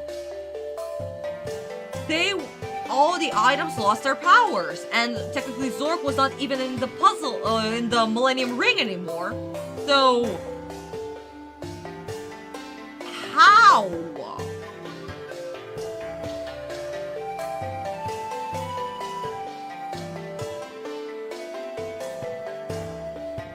I don't know. I really like the scene, but the first time that I watched it, of course I goddamn cried when I saw Autumn. And after seeing Autumn and Yugi have their closure without saying any single word, I literally stopped the film and I was like, why did we need to bring him back? You know, through my tears, through my joy, that was my first question. Why did we need to bring him back? If the movie is literally about accepting that the past cannot be regained and Kaiba literally learning this lesson, we did not need Autumn. We did not need the darkness in the Millennium Ring to all of a sudden be there for no reason. And It's my theory, I could be wrong, but the puzzle granting Yugi's wish of seeing Autumn one last time, and that's how Autumn literally happened in this scene and took over Yugi's body again? You know? Again, this is just my speculation, but I honestly don't think that this needed to be included. Kaiba also... Well, now that Kaiba got to see why Autumn lost to Yugi and that little smile of his when Yugi was able to outplay Kaiba, you know? In that duel before it was interrupted. So, I don't know, guys. Just my thoughts. What do you think? Eventually, WHOOO reunited with his real trainer, who was a part of the elite Pokemon training group that protects and endangers Pokemon, and thanks for looking after WHOOO. She recruits Victor. Aww! That's so cute! Morgan taught himself purity. He feels a certain way when something bad happens. He feels positive and negative energy with certain situations. I see, O2. Okay, that's an interesting concept. Okay. It's because I bet people in Konami go through the same thing. In Komi. Maybe. Yeah, in a coma, maybe. Victor then makes friends with other teen and professional trainers too, who relate to Victor personally as well, finding his chosen family and real reason to be a Pokemon trainer. Right, okay. Autumn had been a spirit for so long that he lost his humanity but regained through Yugi. Yes, exactly. First thing when I think of spirits being lost forever, I always believe that still part of them lives and the item lingers around. Reason to help as many Pokemon that can help themselves. Right. I mean, yeah, guys, I get it. But then again, all of this is the original story. What about Dark Side of Dimensions, guys? Did we need to have Autumn in the final scene? Did we need to have that final closure? Even though the scene was goddamn gorgeous and I love every second of it. But did we really need to have Autumn in the movie? At that final scene when the duel was interrupted? Even though it literally said that the items have no more powers. At all. They're just pieces of gold.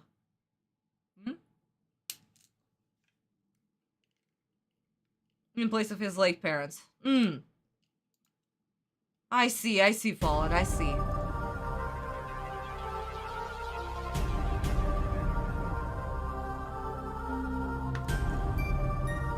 Okay, so, where were we? Honda. So let me just open...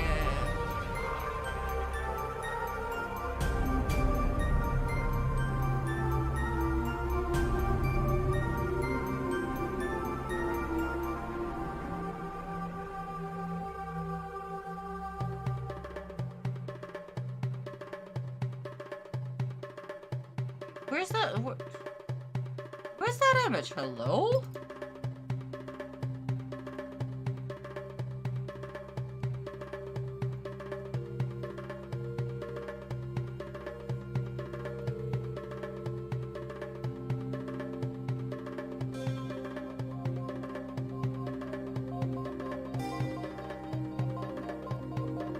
So where is it? Fine, I'll open this manually. Oh my goodness.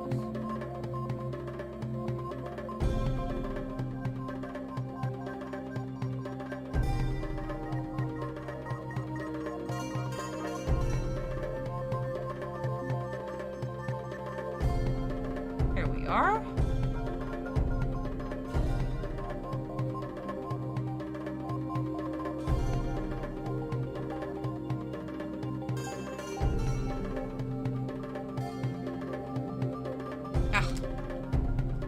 Why? Is it not connect? Oh, no. Oh, right. No respecting the layers. All my settings reset. Happens every time Photoshop just glitches like that. Wait a second. What? I got distracted. I completely forgotten to create another layer. Jacket and brown hair. Actually, no. Let me just put it on the same layer. It'll be so much easier to do Honda later and actually separate this thing into hair pieces.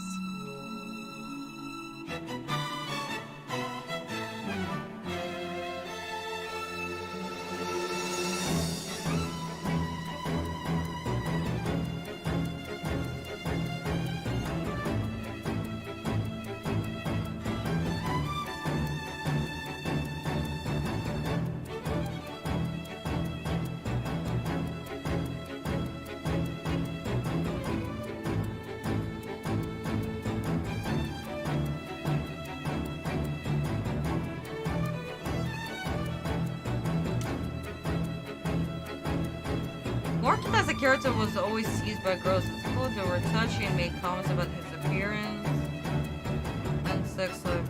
Yes, he respects some women, and one of the reasons why he's gay. I see, O2, I see. Whoops.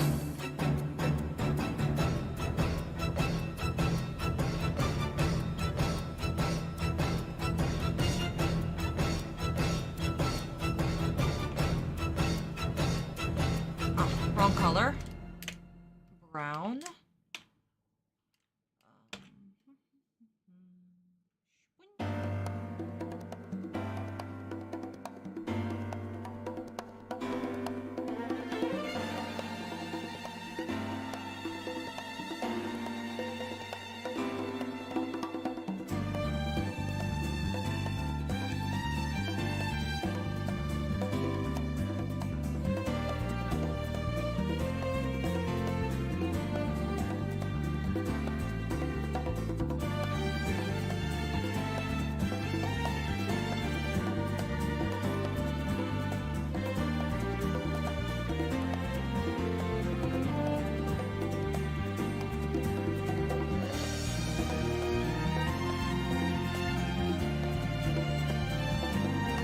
Let's do the skin then on the next layer. And then we'll do the whites and the shirt on a separate layer.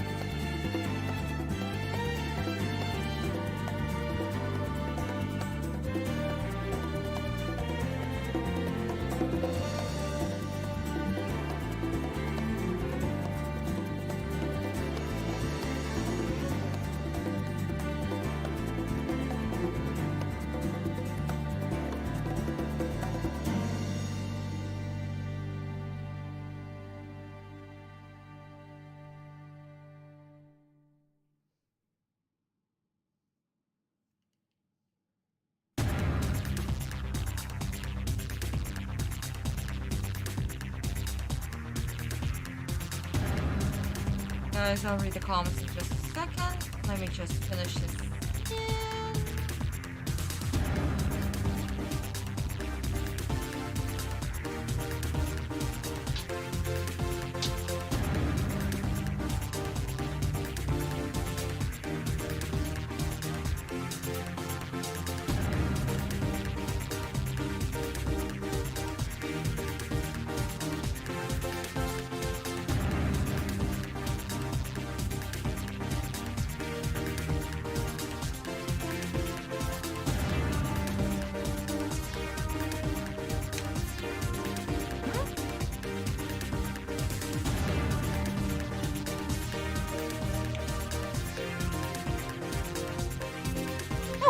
We're almost done. We just need to do the white satif and the shirt and the background. So it should be fairly good. It might be better better without Autumn, but due to Agami's use of the cube, the opening dimension might have allowed that to come through. I mean, that's possible, honey, yeah. But then again, why didn't Autumn come through right away? Why at the very last second? I mean, the world was literally being destroyed and sucked into another dimension. Why at the very, very last second? It's like when literally Yugi was dying. I honestly think that Yugi at that moment made a wish to see Autumn one last time. You know? Just my speculation, honey. Don't quote me on this. Mr. will go to a lot of adventure with his Pokemon and learn from others how to train them, while unlearning unhealthy mindset pushed onto him by a mysterious couple from his past. That is, I love more kids so much that I created 2 Spotify playlists of that, and the first you listen to, and the second is song related to a bit to his story. Aww! I see, also, yeah, that's really cute. Shonen, have you actually written down the story about your character? Like as an actual series, or like a novel, or something like that? Quite interesting. You make friends, build strong teams of Pokemon, save many lives, overcome his past traumas, and fall in love with another male character I was making for the story. Oh, that's super cute! Adorable!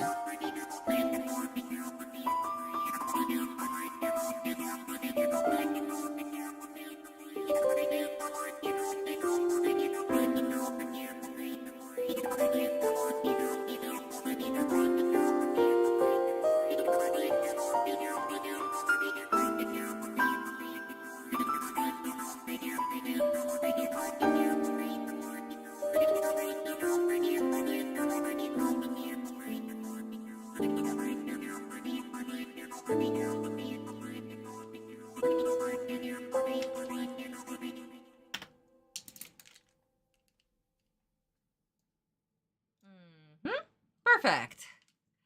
So we just need the color of the background. Oh, Daniel, you gotta go? Okay, honey. Have a good night, my darling. Love you. We're almost done with the live stream too. I just need to find the color to the background.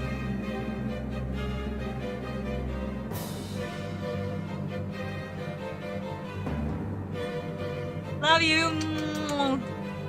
Next time will be the Great Guardian Sphinx, and this card is involved in the battle. Flip the top card of your deck and apply these effects.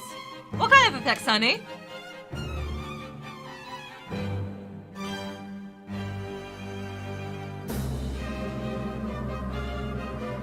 Not only I wrote it down, I drew it, added voices, and added a couple of parts of the story, and uploaded them on my YouTube channel.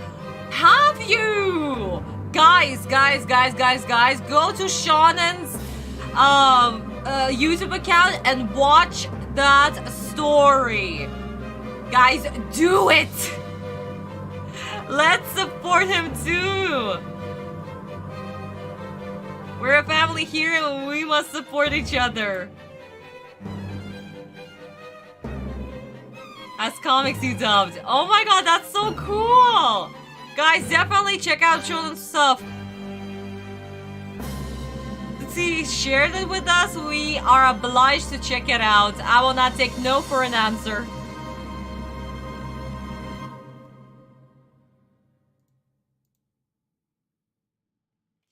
And ta-da! Yay! Guys, congratulations, we were able to finish 1 frame! Oh my god!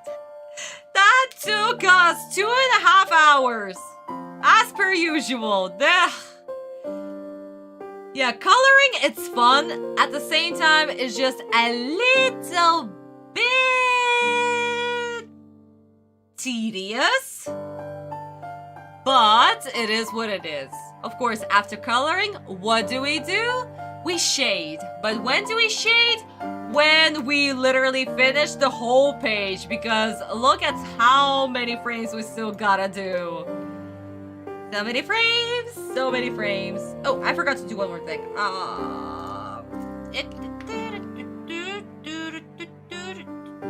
Completely forgotten about. Of course I did this. I forgot to do that too.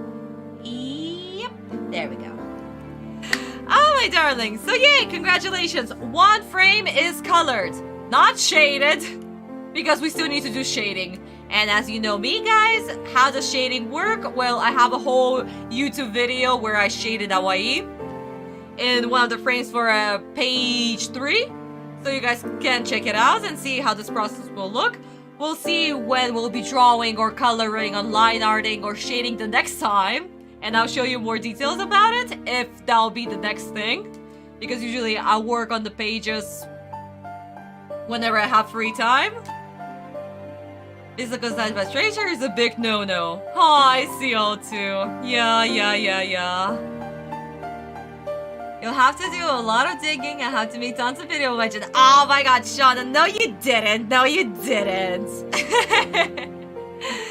Then I guess I'm gonna have to, guys, check out Shodan's stuff and do the digging. We need to find the character that he described in the comments. Share your opinions in the next live stream, okay? Monster discard will gain defense points equal to the monster's defense. Spell cannot be destroyed by battle or card effect trap and the battle phase. Julian, that's actually a very good card. So far, one of the good ones that you've written. Like in this live stream, this is the one, definitely the better ones, the best one. So yeah, no, very good card. The monster's defense cannot be destroyed by battle. No, it's really good. I like it. I like this card, Julian. But yes, my darlings. Okay, I'll do. Bye-bye. Bye-bye.